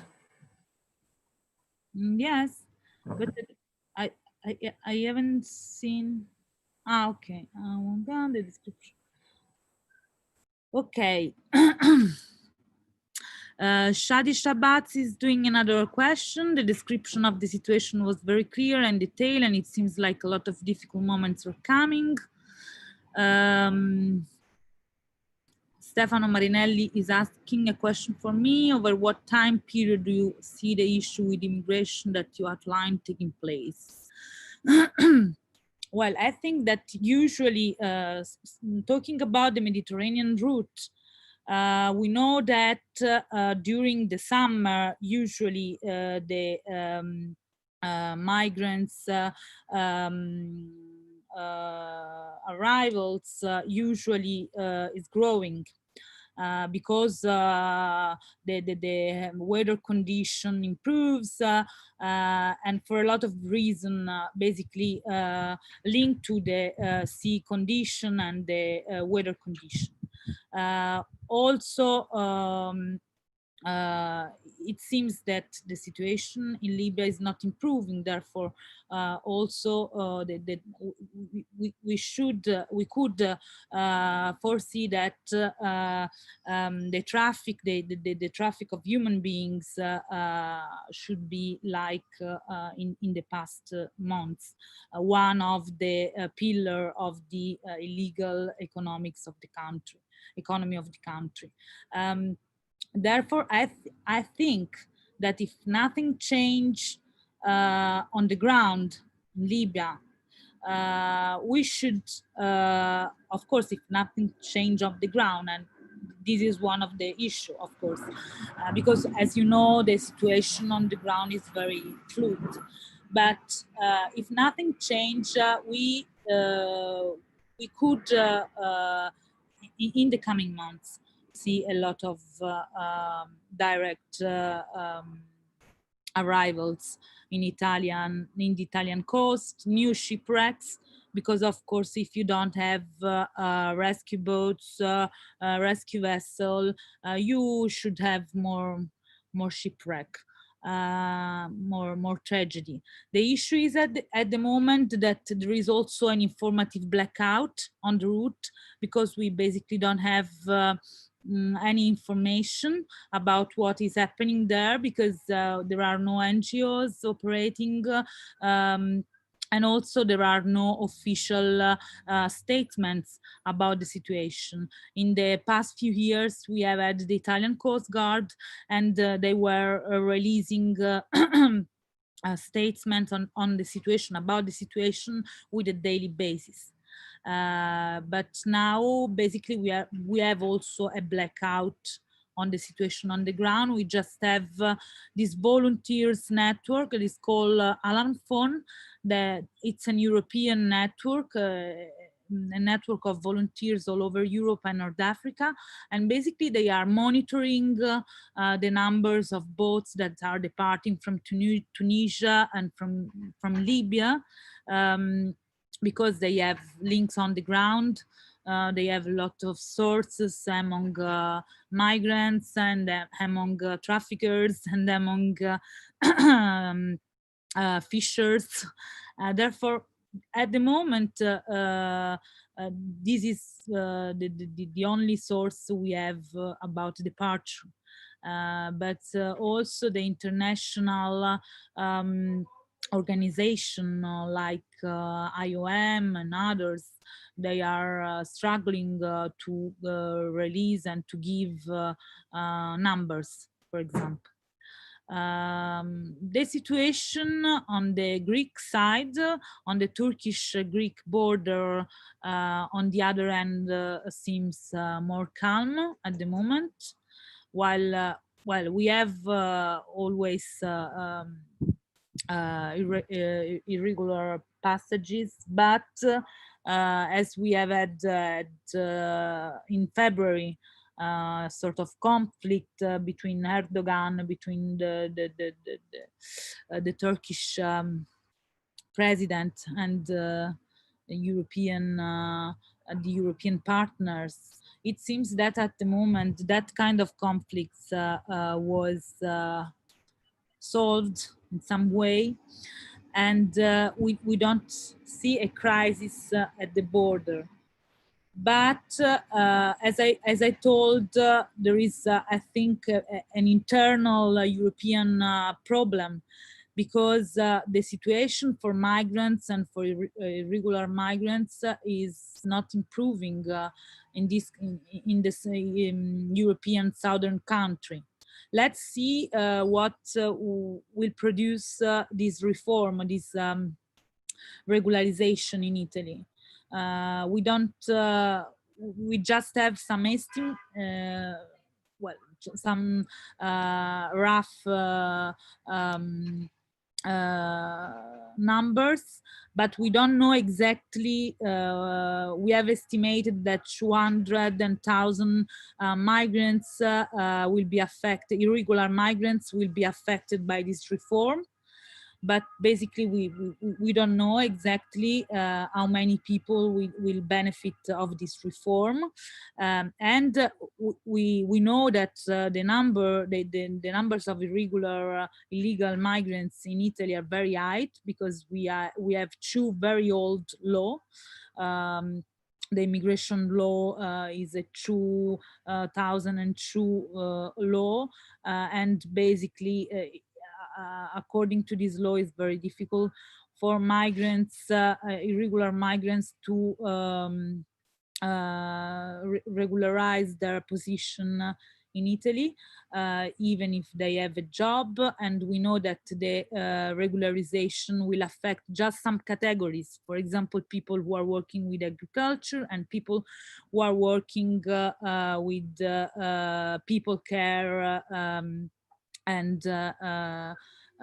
housekeeping. Therefore, we should see how many people we estimate that in Italy illegal migrants are 600,000 or more. Therefore, I think that with the economical crisis that will follow the pandemic, the situation for irregular migrants, for illegal migrants in the country will be very bad, and most of them would try to cross the border and to reach northern countries in Northern Europe, Northern European countries.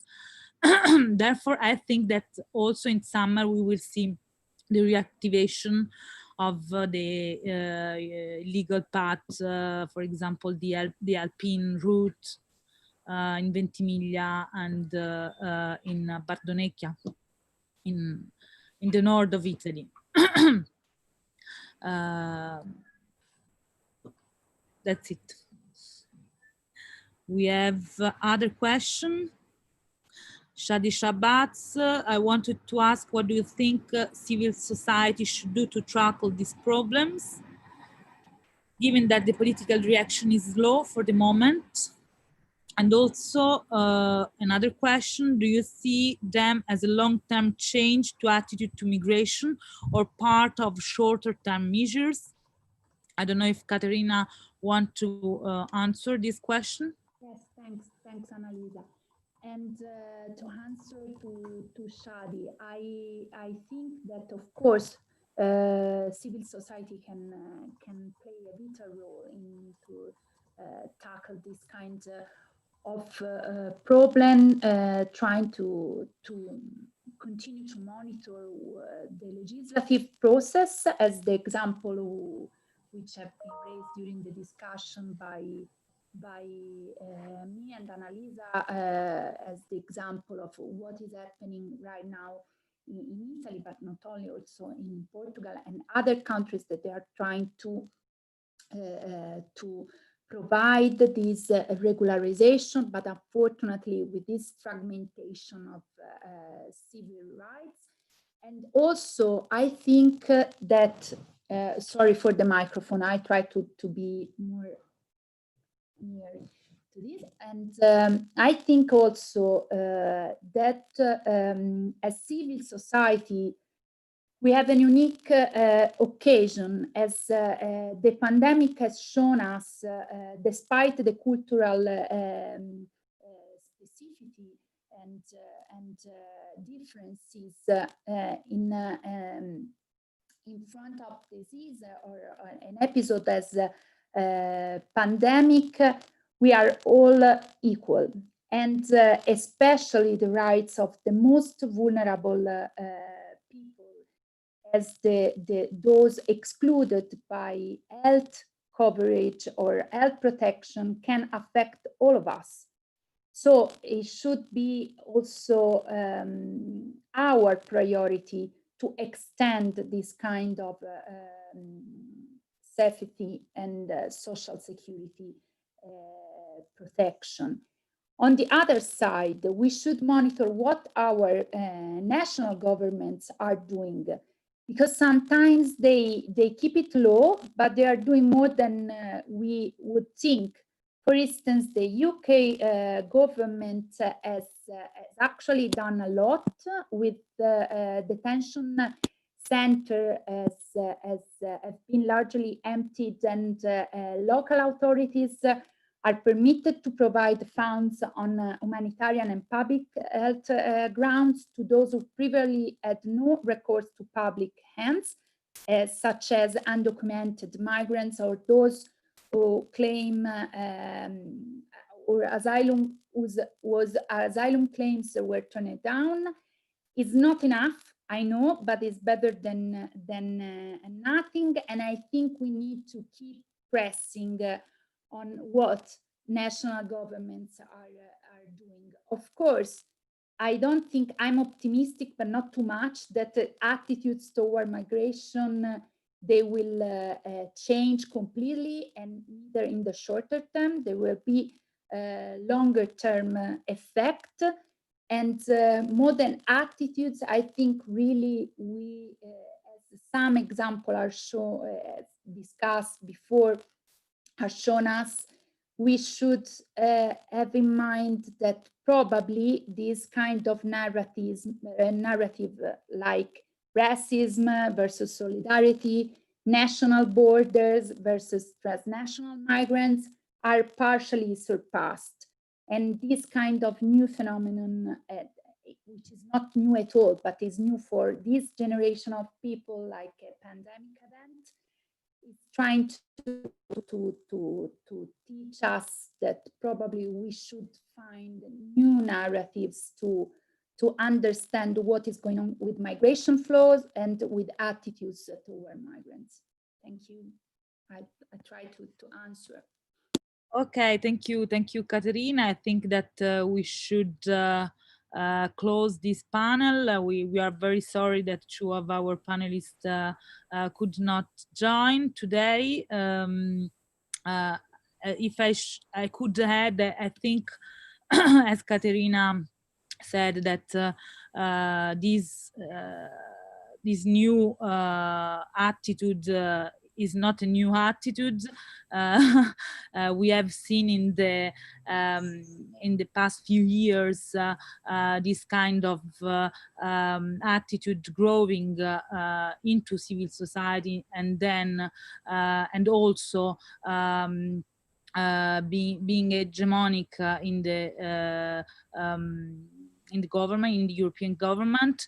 And it seems that the policy is not to have a policy, not to have a long-term migration policy for our country and in general for the European Union sphere.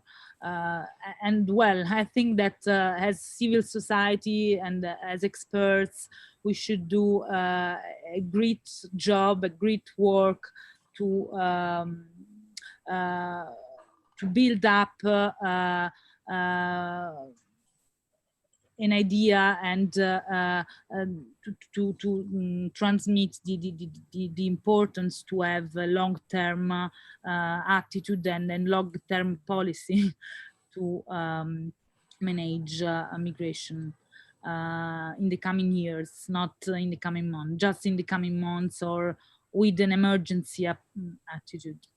That's it. Thank you very much to everyone, and I leave the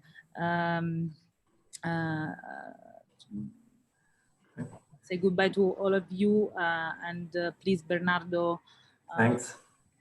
Thanks, Annalisa. Thanks a lot for moderating this this panel. And I do see how you portrayed, and Katrina as well, the possible tensions in the coming weeks connected to migration, especially on the Mediterranean, Mediterranean routes. And so it's time now to start with our third panel. And in this third panel, we will discuss about the future of peace building after COVID-19. So the idea is not to discuss about peace building during this challenging time, but after. And this means to discuss about the future. So about the long-term trajectories of peace buildings. And we said the next decades, but we are curious about the coming years in general. We have outstanding speakers in these panels that I would like to welcome here virtually in this room, and to thank them for their time and availability. So let me present them just in one method. So first of all, we have Bert Koenders that is connected. Thanks for joining us. Bert Koenders is former Minister of Foreign Affairs of the Netherlands and is currently Professor of Peace, Justice and Security at Leiden University, and currently serves as a Special Envoy at the World Bank for Fragile States. Has an impressive CV, and I will not go through it right now. And then we have Sonia Reines Givandes. This is the Executive Director of the European Peacebuilding Liaison Office, EPLO. EPLO is an European independent platform of 41 civil society organizations working on peacebuilding, and AP, the Agency for Peacebuilding, is proud to have joined the EPLO recently. And as third panelist, we have Stefano Ruzza, that is the head of the Torino World Affairs Institute and responsible for the Violence and Security Program. And he's also assistant professor of peace and conflict studies at the University of Turin. And finally, we have Professor Francesco Strazzari, as professor of international relations at the Sant'Anna School of Advanced Studies in Pisa, and adjunct research professor with the Norwegian Institute for International Affairs. I would like to remind to all the participants, both in streaming and in Zoom, that it's possible to ask questions and make comments in our chats. So let me start with Bert Koenders. I would like to start with the current situation, and in particular with the call of the UN Secretary General for a global ceasefire. We have seen mixed results so far. I don't know, based on your long diplomatic experience, do you think that the current emergency situation is offering a window of opportunity for peace agreements? Well, thank you very much, Bernardo, and thank you. It's a great pleasure to be with you this morning, especially since it's an invitation from the Bologna Peacebuilding Forum, my old school. So I'm very happy to be with you this morning. Look, on your specific question, I think this pandemic that we're seeing right now is now testing the limits of the United Nations system. It's a test for United Nations member states in if they succeed in working together on COVID, and it's a test on the future, I think, of the multilateral system. We see now a very interesting phenomena, and I'll get to the ceasefires in a second. This is a virus, obviously, that only discriminates as to vulnerabilities. It's synchronized over the world, even if there are different degrees to which extent we see at the moment COVID in countries. We see a lag time, especially in Africa, in parts of Latin America. We know that it's still unpredictable, but we know at the same time that there are very crucial secondary effects which are important for the UN. They are very quickly the risk to our mediation mechanisms that we see right now. Mediation mechanisms, even the impossibility for some of the peacekeeping operations to work. Observer missions are not there. DDR programs have stopped. The attention span in the world is much more looking inward to national states, which is in itself logical. I mean, it's a global virus, but in each state you have a relationship between state and society, which creates the first specific measures. But we see at the same time, of course, the enormous consequences, both in terms, as I said, mediation mechanisms, the economy.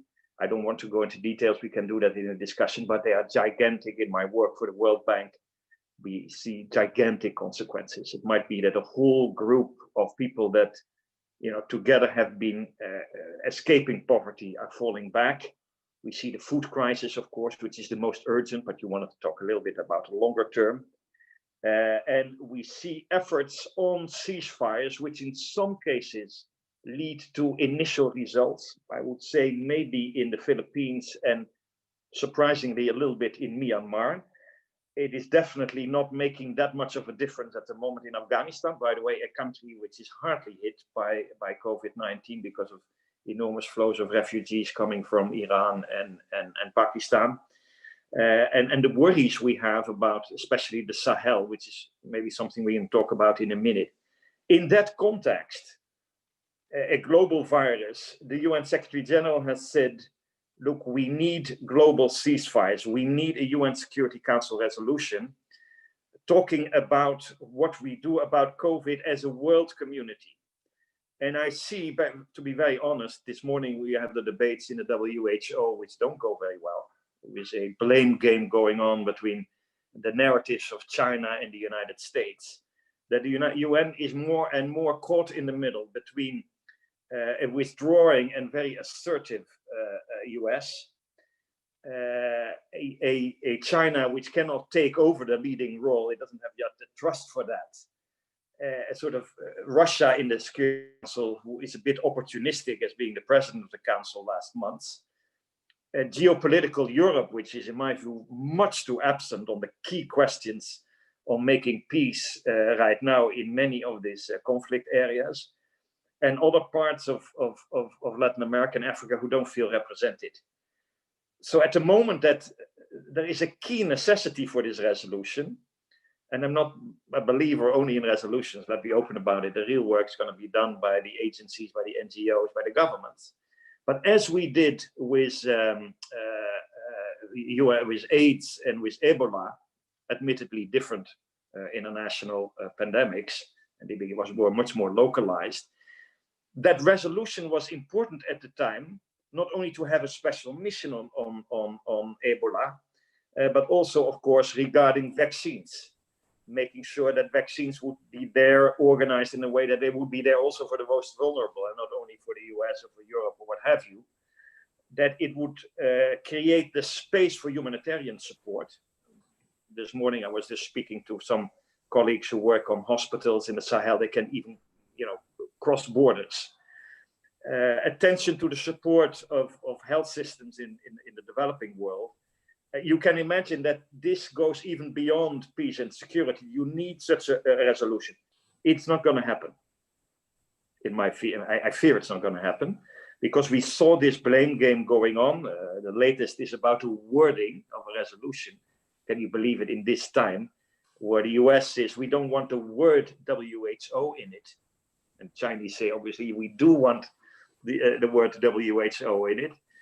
And the outcome is not even there. It's about entities or something that deal with public health.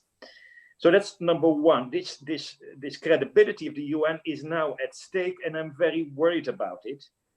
And I see also the politicization of the agencies that are in fact working well, because many are not in the UN at the moment. But I would put my head up for the WHO, even if there might have been made mistakes, but they are key now for the issues of public health, vaccines, developing countries, migrants, you name it. And that goes as well for the World Food Programme, because the biggest risk is now, of course, the food systems, the supply, the prices, the vulnerabilities of people in lockdown. So my answer to you is unfortunately not necessarily a positive one when it comes to the overall multilateral answer to this. I think the fight is about multilateralism at the time that we need it most. Does that preclude our actions? I hope during this forum, with all the actors around, we will have to have a political strategy which will be much more, I would say, plurilateral. We will have to defend the institutions that are necessary, but at the same time innovate them where they don't function, and go with like-minded, be it the EU and the African Union and parts of the UN. In any case, we have no time to lose. In my view, the multilateral system will change. It is in deep crisis. The credibility of the Secretary General is at stake. But nothing is preordained. And so my honest answer to this is, I see some individual cases where actually the fact that, you know, all the attention has now to go to the crisis, that fighting in itself will even put more people at risk on both sides sometimes of a crisis, can nevertheless lead, as some special envoys of the UN are doing in specific cases, help the peacemaking process. And maybe we have to forget at this moment that the leadership of the Security Council and work with plurilateral alliances, if that's a good word, I don't know, to make this happen. And I see some possibilities in some countries. I mentioned already, even Myanmar, which is in a general, of course, a very negative example. They have kicked 1 million people out of their country. And so there are many issues there. But I think in some individual cases, yes, we can.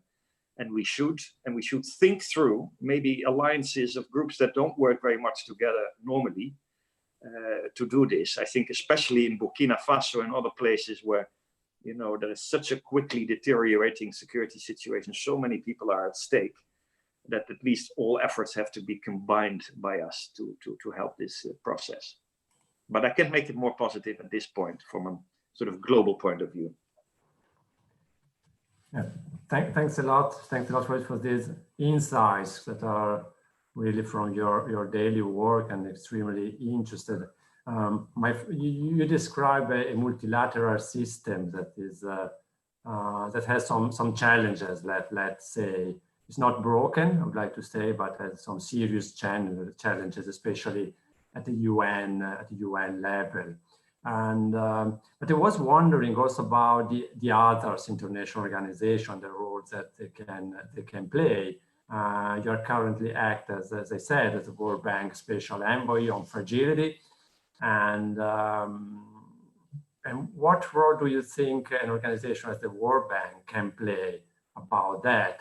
I'm also thinking, for instance, to the triple nexus, so the humanitarian development and peace nexus. So that is more and more described as a cornerstone for international cooperation, in particular on fragile countries. So in this situation, when we have all these, I would like to say all these dimensions involved, even in the medium long term, can some other regional or economic organization like the World Bank, and also thinking to the European Union, play an important role as a peace broker? Yes, they can. Yes, they should.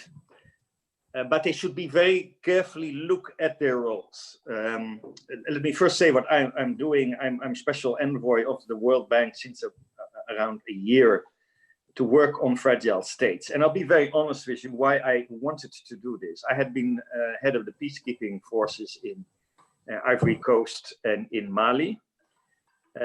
And this has become almost a cliche. We all realized at the time, and we do it already for 10 years, that if you want to work about peacemaking to reduce fragility, you always have to work together, the development people, the diplomats, and the people who work in peacekeeping and in the military.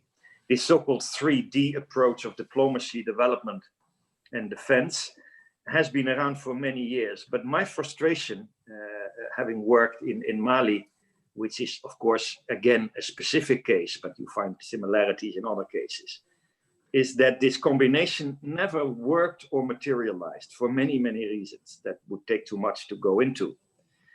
But I still think it is the way to go. If you look at the Sahel at the moment, my frustration was not only about the level of the interest of people to commit good peacekeeping troops, not only the poor countries with badly trained groups, but also the return of Europeans and others to peacekeeping, that I found that very important.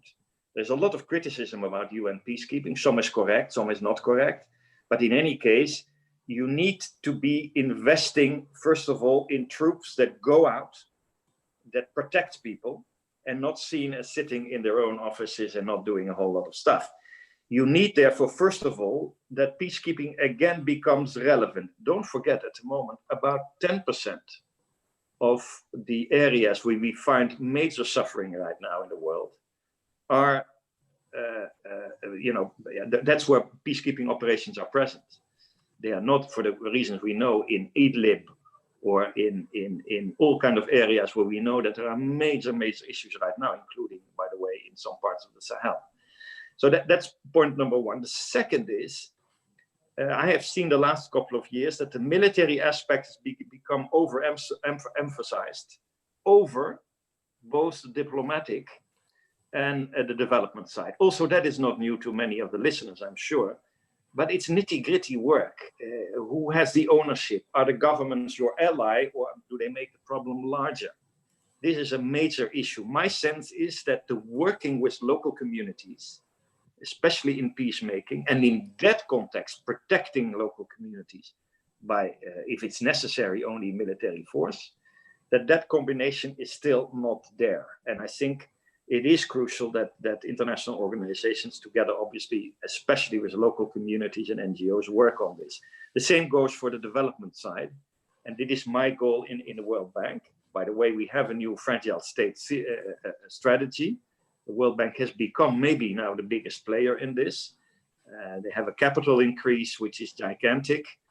We have to do more about fragile states, because we know that in 2030, if we want to reach the Sustainable Development Goals, that will, we know that the poverty will be to 50 to 70% in those areas.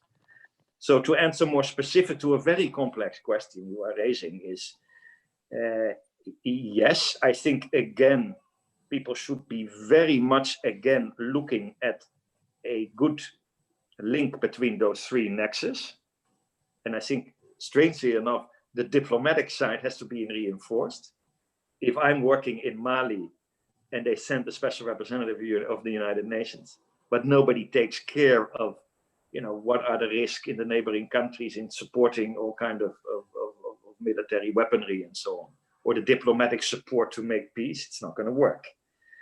And you see in the last couple of years that especially the defense departments, and I have nothing against defense departments because we needed very good troops, but have lost out to the diplomats in the world, both locally, especially locally, but also internationally.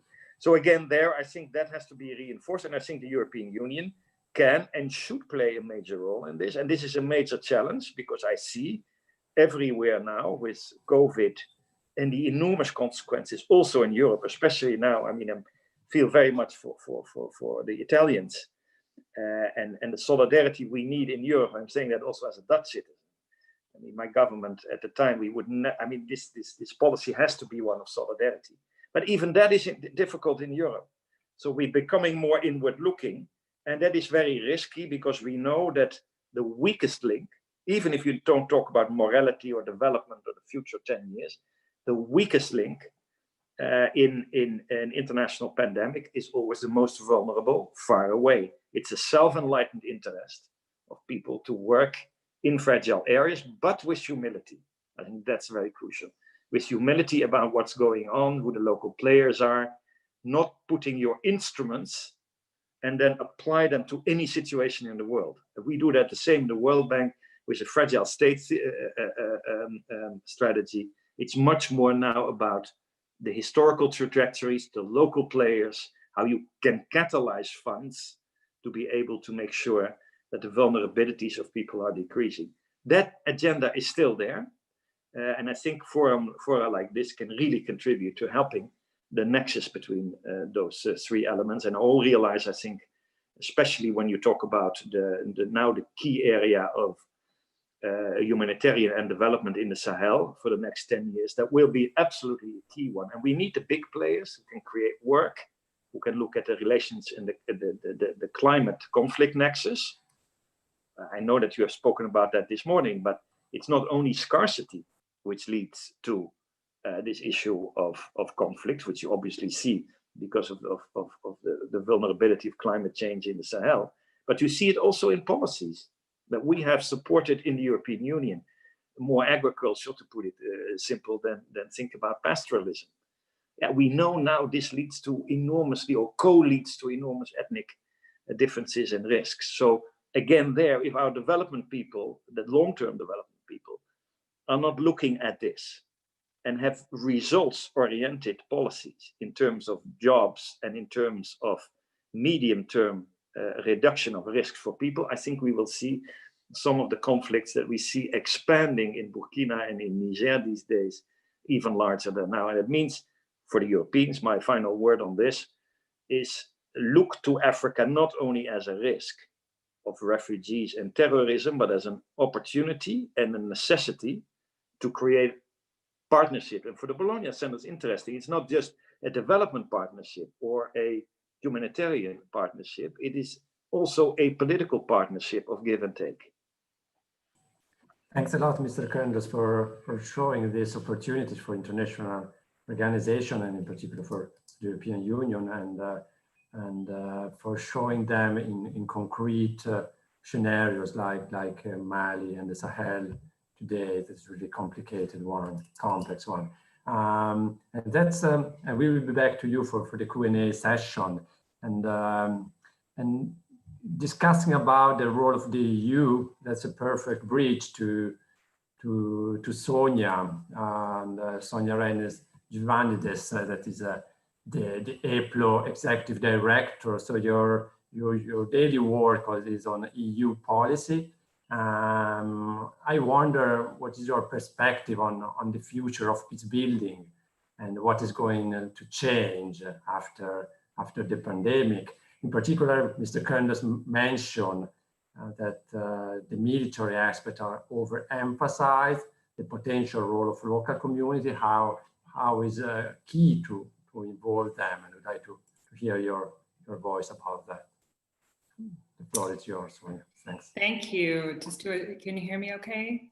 Perfect. Yeah, perfect. Thanks. So really, thanks for the invitation to the forum. I think it's timely, and the issues that you've put together are good ones. As you said, the situation continues to unfold, and there's a lot that's been said about what can be done now in the current crisis around conflict sensitivity, rearranging funding schemes, and shifting peacebuilding efforts to accompany health directives. But the crisis also highlights that threats come not only from states and non-state actors, but also from health issues and threats to livelihood. And this really should inform the kinds of tools that the EU and other actors should be developing to be able to respond. It's a challenging time, I think, for many, many people. The pandemic has further revealed the structural inequalities. The virus is not the great equalizer that people were talking about initially. As was mentioned previously, the vulnerable are more vulnerable. So is this an opportunity to find ways to address the sanitary crisis and inequalities, racism and sexism together intentionally? Is it possible to find ways to increase social cohesion and to not promote othering? In some places, states are using the pandemic to curb political, civic, and sexual rights and freedoms, and to oppress dissenters and nonconformists. And I imagine that's come up a lot today because it's quite obvious. And there's a substantial impact that's been noted on women in terms of economic stress, enclosure of civic space, and increased burden of care. The reason I'm mentioning all of this is that there will be an aftermath, and there'll be a response that's going to be needed over the long term as a result of what's happened over the past few months. Peacebuilding organizations are in a tough situation where they've had to carry out activities quite differently, but it's also a time for innovation. So we've seen peace builders testing new solutions like the online connections and working through media channels.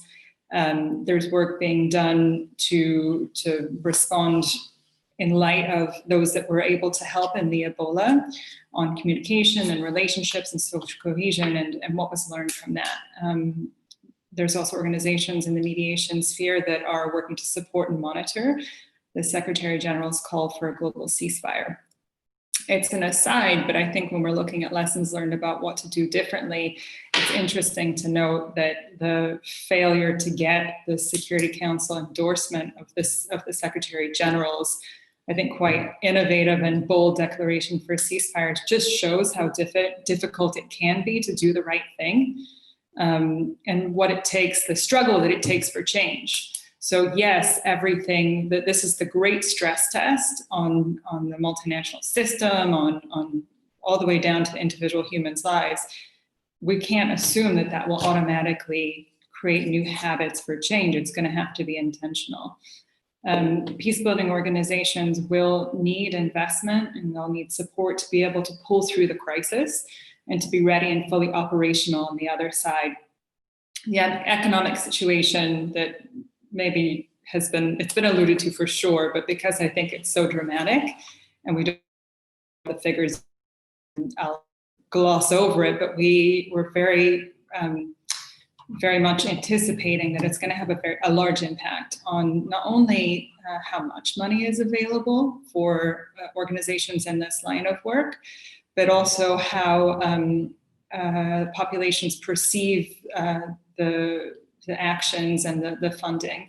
On the European side, of course, we're waiting for the next multi-annual financial framework to be revealed, and this will tell us a lot about what and where the EU intends to invest resources in the post-COVID-19 world.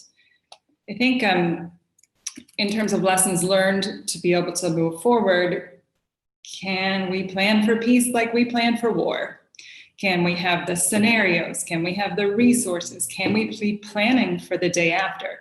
This peace-building organizations are going to have quite a bit of work depending on how this is carried out. It's not a given that it's going to increase the divisions between populations and governments, but we can look at that. We can already see what's happening now. In terms of the Nexus that was mentioned earlier, it's been fairly operational in some countries, more on the humanitarian and the development side. The peace side has been debated, and it's been, there are policies that are being developed to better flesh out what that means, but in practice, it tends to be the one that gets dropped kind of first out of the three. So looking at how can there be sort of planned, joined up methodologies for assessment, planning, programming, and results frameworks in advance of crises to promote effective and joined up responses across the Nexus, making sure that peace is really integrated into the other two pillars. And I think particularly in this instance, we're talking about conflict sensitivity, gender sensitivity, inclusive design of programmings for the rapid response actions. We know these have to be developed in advance. It all moves too quickly. Another is to, I think, particularly for the European Union, to not forget it to focus and to continue to ensure that civil society is recognized as key partners and that human security remains the goal of interventions. We could look towards the EU-Africa relations and the discussions that will take place at the, if it's still on, if my latest information is correct, on the October summit. Where is civil society in that, so that it doesn't become a, sort of state support uniquely, and that the message and the focus and the intention continues to be about the people that are in these societies and their human security. I think also looking ahead to 2020, at least 22 countries in Africa will be organizing polls, 13 of which will be for president or prime minister. How the EU engages in challenging, do you hold them? Do you postpone the elections in the circumstances? How do you prevent election-related violence or the erosion or the possible erosion of democratic governance? So there's, elections are an easy one when it comes to conflict prevention, to be able to pinpoint a precise event, what can be done before, during, and after. So it is an interesting one to focus on, but here we know what's going to be happening, at least to look at. I think if we can pause and reflect, comparing and contrasting what's happened over the last few months, we can look at how to better support fragile and conflict-affected countries. Can we improve basic human security? There's a continued investment on the part of the EU and others in many of the countries in the Sahel, as mentioned earlier. A lot of eggs going in the basket of security from perhaps a protected defense perspective, containing migration, but also on countering violent extremism. Much of that needs to be also balanced with promotion of human security and basic needs of populations. What is it going to take to have resilient societies? So this should be, I think, an opportunity to again reflect the limitations of those approaches. So if it is that there's going to be an investment in the training of troops, the paying of salaries of troops, or the equipping, perhaps, as the EU is planning to try to do under the European Peace Facility, what problems will that solve and what holes does that leave? And where's the short term on this and the long term? But we know peace-building organizations are gearing up to be able to do the work that they do on the ground. After this, if money is dispersed quite quickly to help, there'll be a lot of checks and balances that aren't in place. And so there's going to be a need for an emphasis on, again, the people that we know who are most vulnerable, who regrettably are the ones that end up being hit the hardest. A few reflections, and happy to take any questions. Thanks a lot, Sonia, for your dense reflections. It's several elements on how to work in this phase and in the coming years on peace building. I would like to give the floor now to Stefano Ruzza for his perspective and analysis on the future of peace building after the pandemic. And I would like to ask you, Stefano, if it's possible also to provide some analysis on the Italian context and how Italy can contribute or not contribute to the international peace building. Stefano, you have the floor. I will glad to be that. Is the connection all right? Which is great. Excellent. Great. So thank you very much, Bernardo, for the very kind introduction. And before beginning, I actually would like to spend a few words of thank you also for the Agency for Peace Building for creating this shared moment of reflection on the future of peace building and for inviting me as well as a speaker. I also would like to thank you, the audience here who decided to spend a little bit of time of their day in order to join us in this discussion. So I'm going to try to address Bernardo's question by presenting this small project, which is actually has been jointly performed by the Agency of Peace Building and by TY in the last few months. Now, let me just share the screen. Okay, there we go. Hopefully it's showing, yes.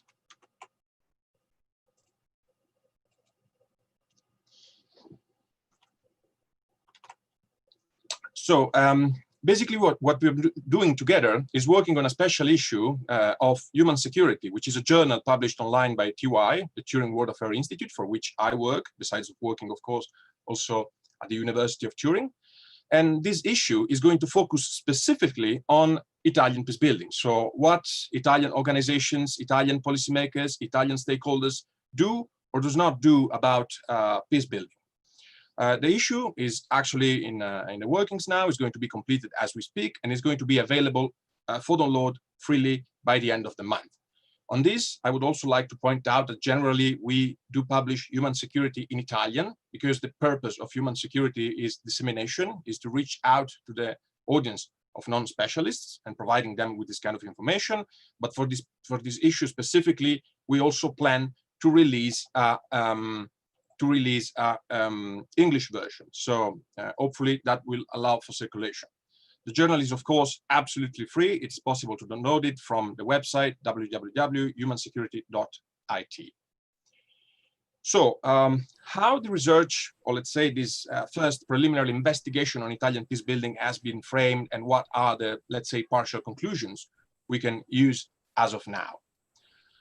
Last year, during the... Stefano, sorry, we don't see the screen, but okay, unfortunately. Let's try again, otherwise just go ahead and I think we'll be fine. Okay. We follow you very well. Oh. Just make an attempt, otherwise just go ahead.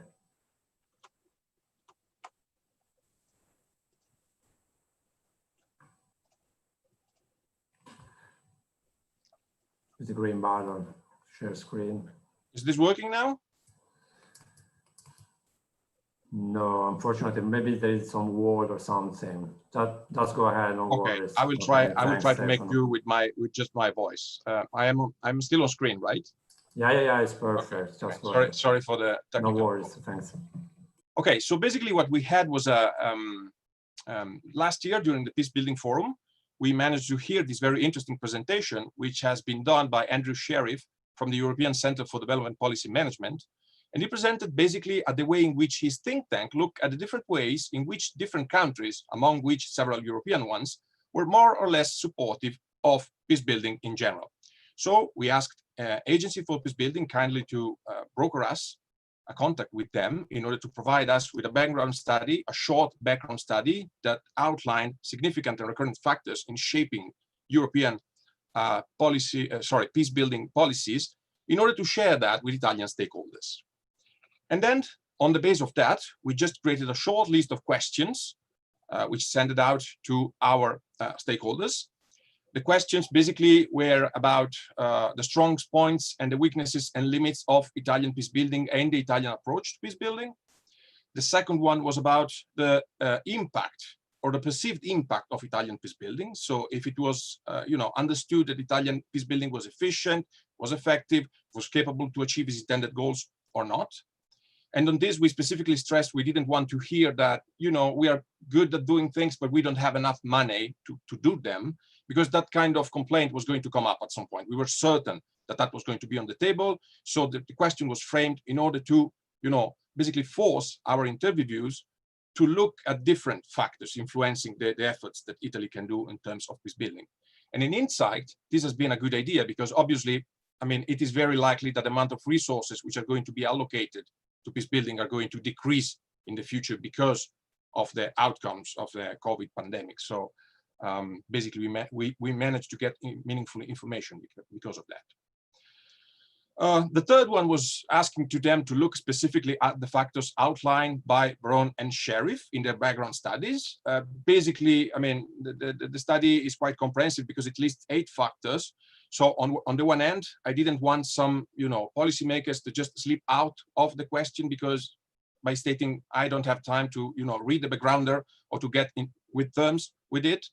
And at the same time, the redundancy between the question we posed and the, elements provided by Sheriff and Veron was helpful, because if some, if some policymaker had in his mind some elements which were not included in that list, or maybe were included in the list provided by Sheriff and Vernon, but just, framed with different words, then we were able actually to get an answer which was meaningful and then relate that answer to the general frame. So we try to be, let's say, inclusive there.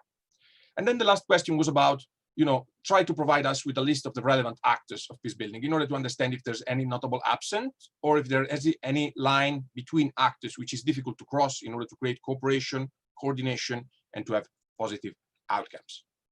Now, of course, we didn't force everybody to answer to all the questions, but we framed them in a way that helped us to get some interesting information. Now, the 3D approach has been mentioned at the beginning of this panel, and basically we followed that same path in order to define who our, let's say, plethora of stakeholders was going to be made. So we tried to reach out to civil society organization, of course. We tried to reach out to the diplomacy and to the Ministry of Foreign Affairs in general. And we also tried to reach out toward the defense sector and the military. Now, about the civil society organization, again, Agency for Peacebuilding was instrumental to create a link with the Centro Studi Difesa Civile, one Italian civil society organization. from which we had very interesting information coming from Luisa Del Turco, who is the director of the Centro Studi di Vita Civile. She was mentioning among the good practices which are performed by Italy, also the role of the civilian peace corps. So we engage with a volunteer of the civilian civil corps, also to get the bottom-up perspective about what Italy is doing in the field. And then we also engage through contacts we have at TY with Emanuele Russo, who is the current president of Amnesty International in Italy. So I think we managed to get a good range of representative of civil society organization here. Then we worked also on the military. On that side, I do have, I would say, good working connection, because I've been working with the militaries for different educational projects for almost 15 years now. And I tried, my best in order to find, to pinpoint the right person with the right background in terms of CIMIC experience, civil military cooperation experience, with the right amount of seniority, which would have allowed to possibly have him getting his content authorized by the General Staff of the Army and to Defense for publication. We actually found this person. He was available to do the job. He actually wrote the article, but the article then was not authorized for publication. And so this is a deadlock we plan to, let's say, manage, basically to overcome in the near future. We didn't have the chance, of course, to try again immediately, because if a no comes from that direction, it means it is a no, so it's impossible to actually do it again.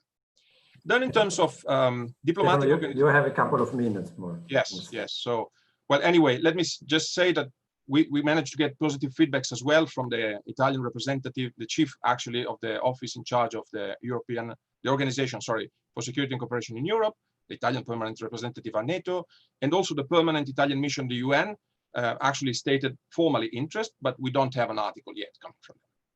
So what are the conclusions I can actually share with you about Italian peace building and the way forward, also reconnecting to the general questions of this panel? Basically, Italian peace building presented itself as hybrid and multi-track, which means it basically integrates and makes, sometimes even forces them together, different kind of actors to interact and possibly coordinate and cooperate in the field. We basically observe the general lack of doctrine or theory, if you prefer, about what peace building is and how it should be done. But at the same time, there's a very large abundance of practice on the field. So there is this disconnect because in one sense things are done, but in the other sense they are not formalized. And there seems to be something which doesn't allow to lesson learned in the field to translate into doctrine and into theory.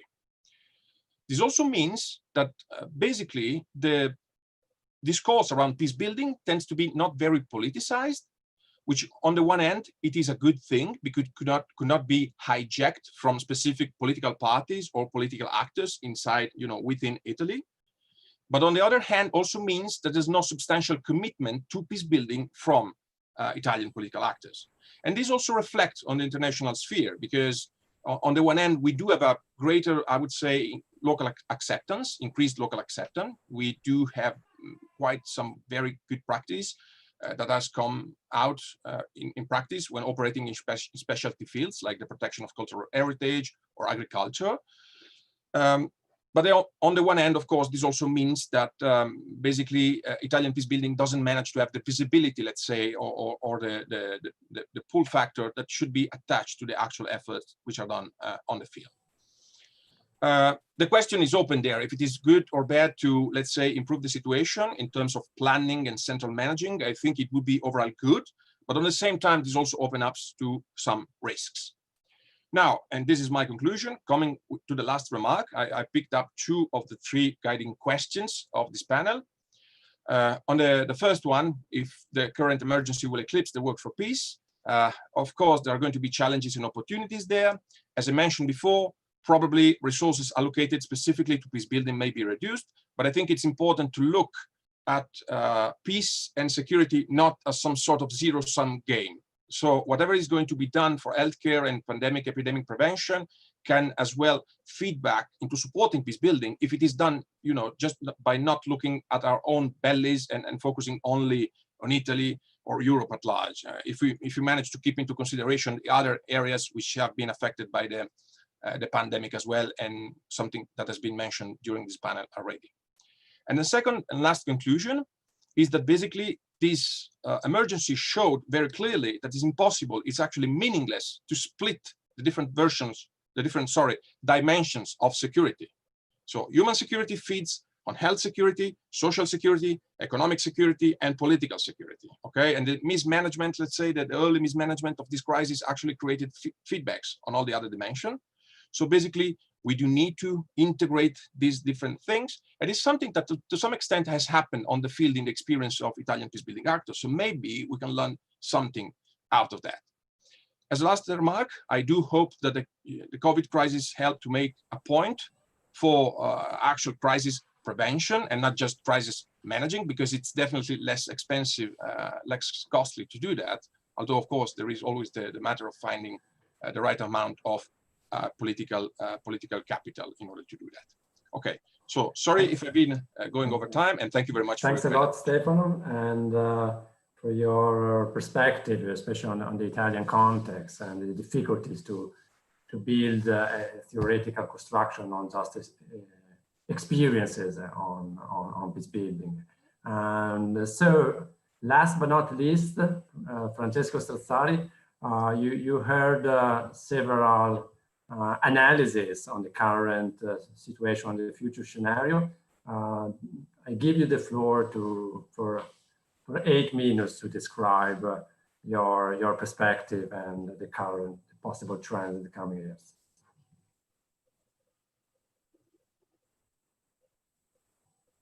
Thank you, Bernardo. I hope you all hear me well, and please don't hesitate to interrupt me when my time is up. Thank you for everybody for being here. I'll just try to put together a few insights that follow from some reflection that I shared with some colleagues about ongoing trends. And I would just start from to think about the future of peace building by putting that in the broader and deeper trajectory of its origin. We all remember the time when peace building emerged as a set of practices that challenged the way the mainstream representation of the world as the product of the inevitable collision between blocks was producing a gloomy scenario, and a few people, activists, intellectual dissidents in the late 70s, early 80s started challenging that idea that was basically the architecture of the Cold War by thinking as if geopolitics didn't exist. And peace building was very much a subversive practice of society to society links that was later co-opted by the end of the Cold War as part of the agenda for peace building by the United Nations. And I'm reconnecting here with what Mr. Kunders was discussing. In the moment in which the Cold War architecture collapsed or imploded, and we developed a way of thinking that was engaging the constructive view of building peace as opposed to just containing war. That moment is the moment in which geopolitical thinking was very low in consideration, speaking about the 90s, even if, and the big humanitarian commitment emerged to deal with war in the Balkans, in the Caucasus, although later on, a return of geopolitics, an assertive return of geopolitics has been witnessed. And what I'm trying to locate the future of peace building debate precisely in that moment. That is the moment in which ideas, structures, infrastructures, organizational assets have been developing for addressing armed conflict and for dealing with destructive management of violence in today's conflict.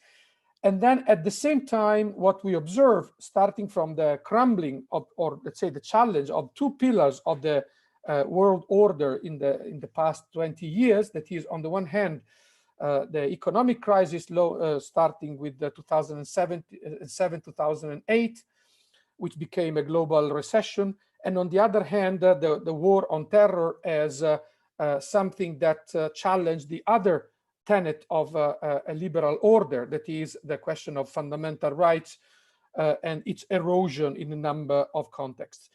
That trend is the trend where we are today, with COVID is exacerbating some underlying trends of erosion of what we have been have developed as a central, as a key cognitive scheme for understanding globalization. That is a globalization led by some liberal ambition to build cooperation at an international level, and peace building in its institutionalized form, that is to say, the UN approach to peace building, liberal peace building, and so on, has been under criticism in the past few years. At the same time, a new scheme has not emerged. So where we stand today, and I'm speaking as a professor of international relations, is a moment in which COVID-19 and the global pandemic has in fact shed light on existing contradictions. And at the same time, the idea of multilateralism as a form of responsible form of running interventions and assistance and aid in global terms is challenged by the fact that the biggest states are in clear confrontational mood. I'm talking about the US and China, but not only. There's competition for hegemony, including in the narrative field, in the discursive field, and at the same time, we are facing an unprecedented situation where the hegemonic power, the United States, is nowhere to be found leading the response to COVID-19. Unlike what happened with Ebola and previous form of pandemics. So we have a problem at the very top of the international system, and peace building is located in a moment where an order is clearly contested. It is contested in a number of ways, including by what I call COVID populism. That are those militia-like armed activists that patrol the governor's buildings in the United States in synchrony with the White House. This is something unprecedented somehow, and that are challenging restrictions, that are endorsing an idea of freedom in terms of individual freedom that is propagating worldwide, and that has its own doctrine. If you look at what, for example, the Center for Geopolitical Futures writes, I'm talking about the former director of Stratfor, one of those think tanks that try to fuel our thinking about the future.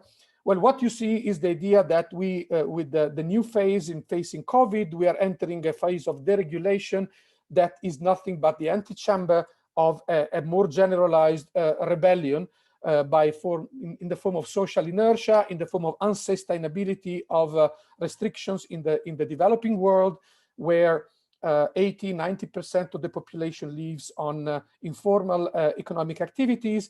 What we will see is a kind of globalized rebellion against the elites, which will undermine the liberal order in its final form. And goodbye peace building in its multilateral form, goodbye attempts to give a multilateral response shape to the challenges that we have been discussing today. This is the kind of condensation of geopolitical thinking along traditional lines of 19th century competition for resources, global powers or regional powers vying for hegemony in Africa, and so on. Is that the only game in town? No, it's not, of course. There is an attempt to realign in what we have discussed. Mr. Koenders spoke about plurilateralism, which I find an interesting image, a way of finding new forms of alignment in solving the problem of collective action at the global level.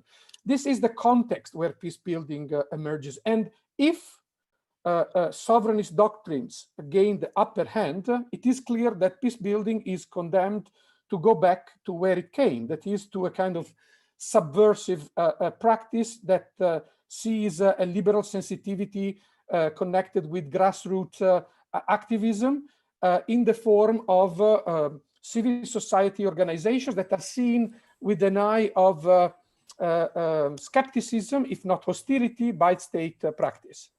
This is already happening. I mean, if you talk to civil society... Just 1 minute, Francesco. Yes, I will conclude on that. If you talk to, and I've been doing a lot of research in the Sahel, if you talk to civil society organizations in the Sahel, in North Africa, you often find them, and you even find EU officers describing them as, they used to be our allies, and now with the refugees, migrants, containment policies, and so on, they're often at the other side of the street. They are considered no longer the articulation of a global project, but they are seen as watchdogs critical of state practice at a number of latitudes.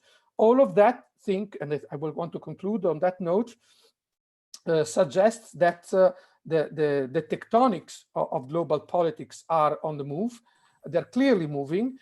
Peace building is something that is very much based on a trajectory of institutionalization. To some extent, it is being deinstitutionalized. It's going back to civil society and oppositional form. But this is not the last, at the end of the story, because the production of collective action, even if you look at pandemics in the 19th century, has always brought about new forms of cooperation. And that is an optimist element. I do believe that there will be new forms in which peace building will exist, will be funded, and will re-aggregate collective action at the global and regional level. Thank you very much. Thanks a lot, Francesco. A lot of trajectory insights, indeed, and very interesting to hear also about this potential move back also to the grassroots level. And I would like to read the questions right now, just to give you just a couple of minutes each to conclude, and then we will receive several questions. I would like to ask to start with the question to read all of them, and then I will give the floor to each of you for a couple of minutes in the same order. So first question to Mr. Kunders by Bernardo Mondani, said that you talk about partnerships and you mentioned about the peacekeepers in Mali. And his impression is that the partnership between international organizations and the communities that they're meant to assist is weakened now. So this connection is really weak and is also undermining the role of international organization. And the question is if the UN can beat this trend. It feels that the global ceasefire is an attempt to do that, but it's the right step in the right moment. And then we have a question from Giulia Pasquinelli asking what are the odds that the EU as part of the response to COVID-19 will shift its focus and funding toward human security, including also health security, away from the militarized approach to security? And how can the NGOs collectively better or differently make a case for this scenario? And we also received a couple of questions for Stefano Ruzza.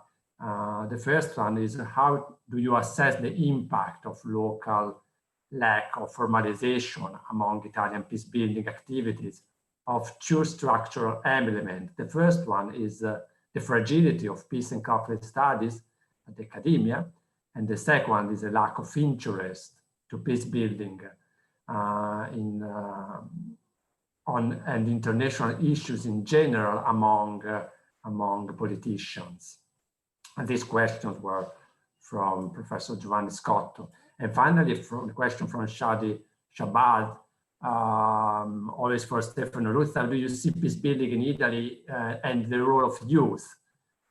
Do you think that youth have a place in the Italian agenda on Civil Peace Corps or on other issues? And I would like to stop here, and I give the floor to Mr. Kunders for a short reaction.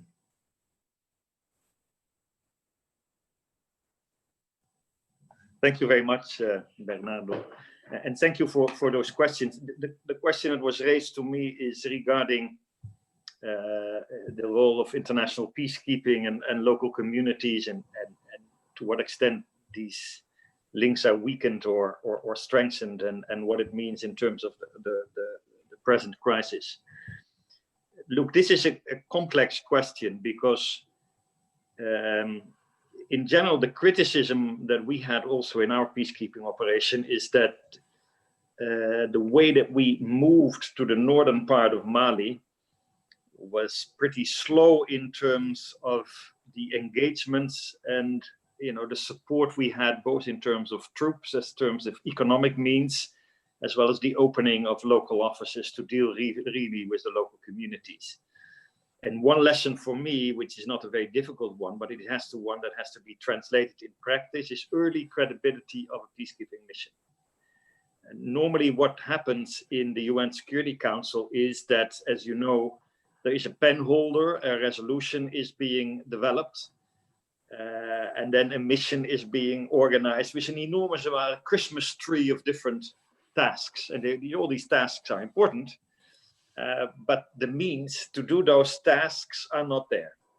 So it takes about a year or a year and a half before these peacekeeping missions are actually being on the ground in sufficient number to show credibility in all these areas in a combined effort. And in that year, the crisis is very large.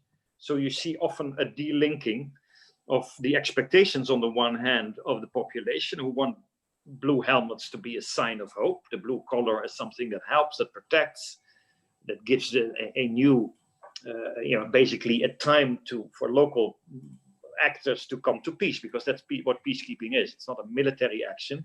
It's using, including the military means, to gain political time to come to conflict resolution. That is a major problem. And one of the suggestions we make very often is that in the way we do these missions are much more earlier on discussed in terms of what its credibility is, what its means are, and what then a realistic mandate is. You can have a great mandate, which everything is in it, but if you don't perform on that, of course, the credibility is very low. The second aspect on this is, I think, an increasing question also for the peace-building academia. Normally what happens is, if you have a peace agreement, which is then supported by peacekeeping, and which has to be supported in a way by local communities in terms of new development, in terms of decentralization, giving people who have not enough voice, especially in the periphery of countries, new opportunities, that is something which could and should be strengthened much more, in my view. And what happens is that often government is part of the solution and part of the problem. And we see, especially in the areas of the Sahel, which is just one example, that bad governments and exclusionary governance is actually more part of the problem. And therefore, working with the government creates immediately the tension with local communities. Now, this is a very difficult issue because it's not that easy to solve, especially when these governments have come to power through a peace process and through elections. And you can debate if elections are always the right method, but nevertheless, often there is a change of government, a new credibility, a new beginning.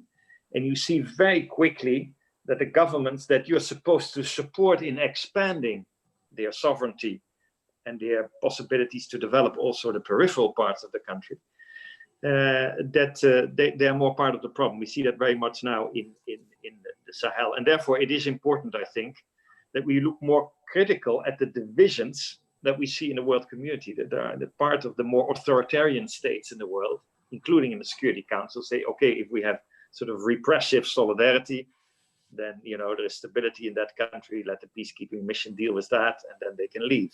Others would say that's exactly this stability of the graveyard, and we have to make sure that we are also critical of the governments, and sometimes that creates a tension with ownership. I think that's one of the key issues we will have to develop. How do we work with new governments in ensuring that local communities are actually emancipated? And there are issues, I think, strangely enough, paradoxically enough, COVID can give some element of new thinking in that. Because of the weakest link, because of the fact that COVID is a problem that doesn't discriminate against geography. And therefore, I think some of the community development approaches that are very urgent right now, that they could be combined with a discussion with local communities and the governments on sensible ways of very practical decentralization in countries. So you can, link some of the development and humanitarian issues with governance issues. There's much more to be said about that, but in view of the time, I will limit myself to this, Bernard. Thanks a lot, Mr. Candace. I go straight to Sonia for her reaction. Thanks. I don't know if there were any questions pointed at me directly, but picking up on the last comment, I think we need to take the opportunity to reflect. Governments that are trying to support regions like the Sahel need to take the opportunity to examine. And I think there is potentially very much an over-focus on governmental support. There's a reason why things are taking place in the Sahel as they are, as there's much that's reported on it. But there also needs to be a willingness to change course and a little bit more humility on the part of some that are investing heavily in the region to maybe say we need to, again, not put all of our eggs in one basket, to play the short game, but also to play the long game. So sending a signal to the support for human security, listening to what civil society in that region in particular are asking for. They're also asking for education. They're also asking for a variety of other things. Another thing that came up in the discussion was on this question of sort of who are peace builders. And I think we need to take a large view, and particularly in this particular situation, is peace built, is it really just an approach? Is it an approach that can be done by many people? And in fact, it is. And so how is it that we're supporting local communities to do the work in their communities when everybody else is left? And in order for them to be able to do that, their basic needs need to be met also. And they need to have a sense that they have the support of those from the outside to move forward. Maybe a last point on, I couldn't agree more on sort of the geopolitical Europe and too absent on peace issues. And this, I think, also results in the way in which the EU is looking to move forward and being seen as bolder and muscular and more strong. And really, the EU is a big player. It's almost got sort of it's got an issue in how it views itself.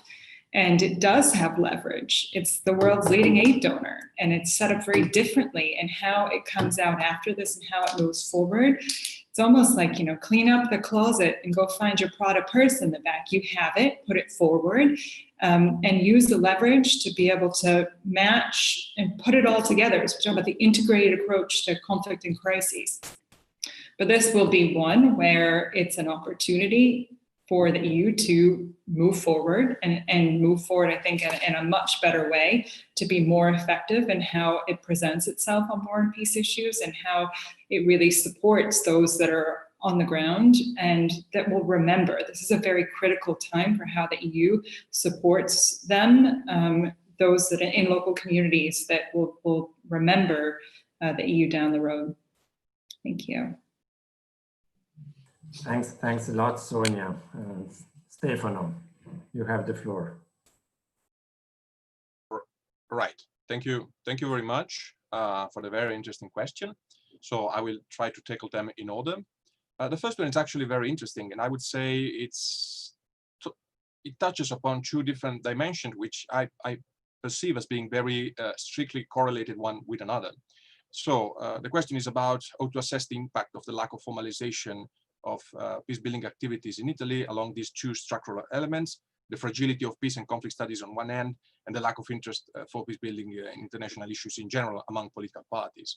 So starting with the first half of the question, I do believe, it is my personal opinion, that this lack of formalization of peace and conflict studies in the academia, I mean, my own course at the University of Turin is not called like that.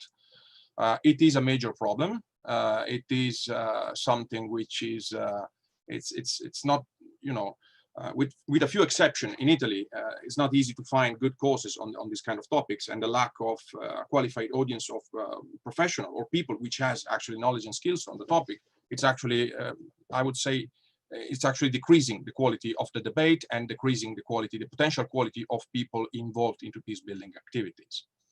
At the same time, though, I also have a kind of doubt about the potential immediate effect, at least, of, let's say, reform of education in the academia, the university level of this field of research and of studies, because we live at times where there is a huge mistrust about academia, especially in Italy, right?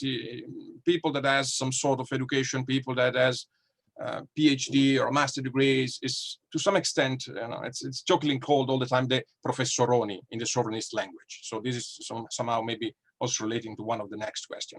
So I'm wondering how it's possible also to create a credibility of knowledge, which it's something that should goes hand into hand with a reform of peace and conflict studies into the Italian academia. So unless we achieve also the second goal, the first one is going to be insufficient in providing, let's say, new blood to Italian peace building in the near future. And then, and this actually is connecting to the second part of the question, I think there is a serious problem of having this, let's say, interest in peace building by political parties, because on the one hand, there's no serious stakes attached to it. There's no treasure, there's nothing, okay, there's no gem where to put their hands on. So this is somehow disincentivizing political parties from appropriating a peace building narrative on the one hand, and on the other, there is some sort of substantial lack of interest among the public opinion about international issues, including peace building, which in turn means that every argument which is related to this kind of issues gets basically reduced to slogans. And slogans are enemies, of course, of complexity, and peace building is inherently complex. We've been talking all day long about how we need to interpolate different dimensions of security and peace. So unless, let's say, there is some change of pace among the public opinion, and unless there is a reform also about the doctrine of peace building, I don't think the Italian political parties are going to actually join into that narrative, which, as I said before, it could also be a positive thing because it avoids, let's say, the hijacking of the issue for specific political agendas. Moving to the second question, how do I see the role of peace building in Italy? The place that young people has in this agenda, different from the Corpi Civili di Pace. This is, I mean, it catches me flat-footed because it's not a question we consider where we were laying down the questions we sent out to the stakeholders, although it was possible for them, of course, to include this dimension in their replies. So I would say from the top of my mind that definitely, yes, there is place for youth and peace building in Italy as well, same as everywhere. Sometimes it is formalized through programs, sometimes it's just informal and it's spontaneous, like the volunteering we witness right now with the COVID-19 emergency. Obviously, this involvement of youth, it's more present, more visible at least. Maybe it's not more present, but definitely more visible in civil society organization rather than diplomacy. But we do have initiatives which actually are related to young people, which are more connected to diplomacy as well. Let's think about the Junior Program Officer program, which is sponsored by the Italian government. So that could be an example to me. So the question for me becomes, how can we incentivize and enhance the impact of youth involvement in peace building via formalized action? And from the top of my mind, I would think that maybe, given time, something like what happened with the Women, Peace and Security Agenda, United Nations Resolution 1325, may happen as well with regard to the newer Youth, Peace and Security Agenda, Resolution 2250. Right now, with the first one, Women, Peace and Security Agenda, Italy is on the third national action plan on the topic. So maybe in due time, Italy will catch up also on that agenda as well. But for this to happen, probably advocacy and pressure coming from youth, it's going to be necessary. And I think if that pressure managed to get the point, then the ground will be easy to defend because it is the kind of issue which is not has been stolen by populist parties yet. So, thank you very much. Thanks, Stefano.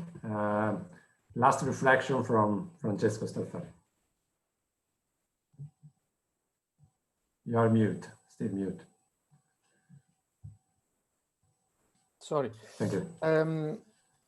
Yes, I mean, I do think that we live in an era where much emphasis has been put on stabilization, and stabilization is often put as a kind of precondition for then running peace building, and having the two work together, with stabilization often having a conservative connotation and peace building having a connotation of transformation, regeneration, and progressive direction of history, is not easy. I think what is really missing in the debate today is a reflection on who is the subject, meaning the actor that can take those values that peace building has cultivated in the last 20 years and upholds them in international arena. Let's look at how our life is conducted, including this conversation today. Everything is digital. The digital world is a world where in China, our data are owned by the state. In the US, they're owned by the corporations. In Europe, it's the individual. It's a culture of rights. It's a culture of individual freedom. It's a culture of responsibility. Is the European Union in its geopolitical vision or in its international projection able to uphold and nurture the culture and the practice of peace building? This is a big question. And I think the only point where we stand a bit better than those who preceded us is in the fact that we do speak and we are connected in a better way in the transnational sphere than every other generation was in the past. We can communicate, we have infrastructures, we have a linguistic competence that allows to speak with grassroots organizations to be pervasive much more than in the past. So everything is disintermediated. And this is not only something that works for a sovereignist hypothesis, but also for a bottom-up and peace-friendly definition of international politics. In that sense, I think there is some room for optimism. Thank you. Thanks a lot, Francesco. We are beyond schedule, and it's really time to wrap up and to conclude this edition of the Bologna Peacebuilding Forum.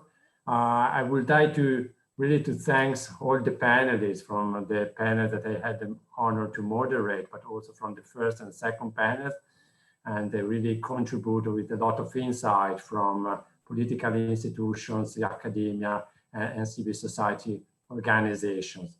A big thanks to all the participants that stay with us for one or more sessions to these forums. And I do think that your questions, your comments, I didn't read through all of them, are still available in the chats, and your active participation were really a key component of this forum. We will publish a report in a couple of weeks, and the main issues that were discussed will be there, like in bullet points, and that will be for further discussion and reflection, and we'll disseminate through all our channels. And we will continue our work on analysis, on peace building and conflict analysis, our rigorous analysis and informed actions on the ground as well.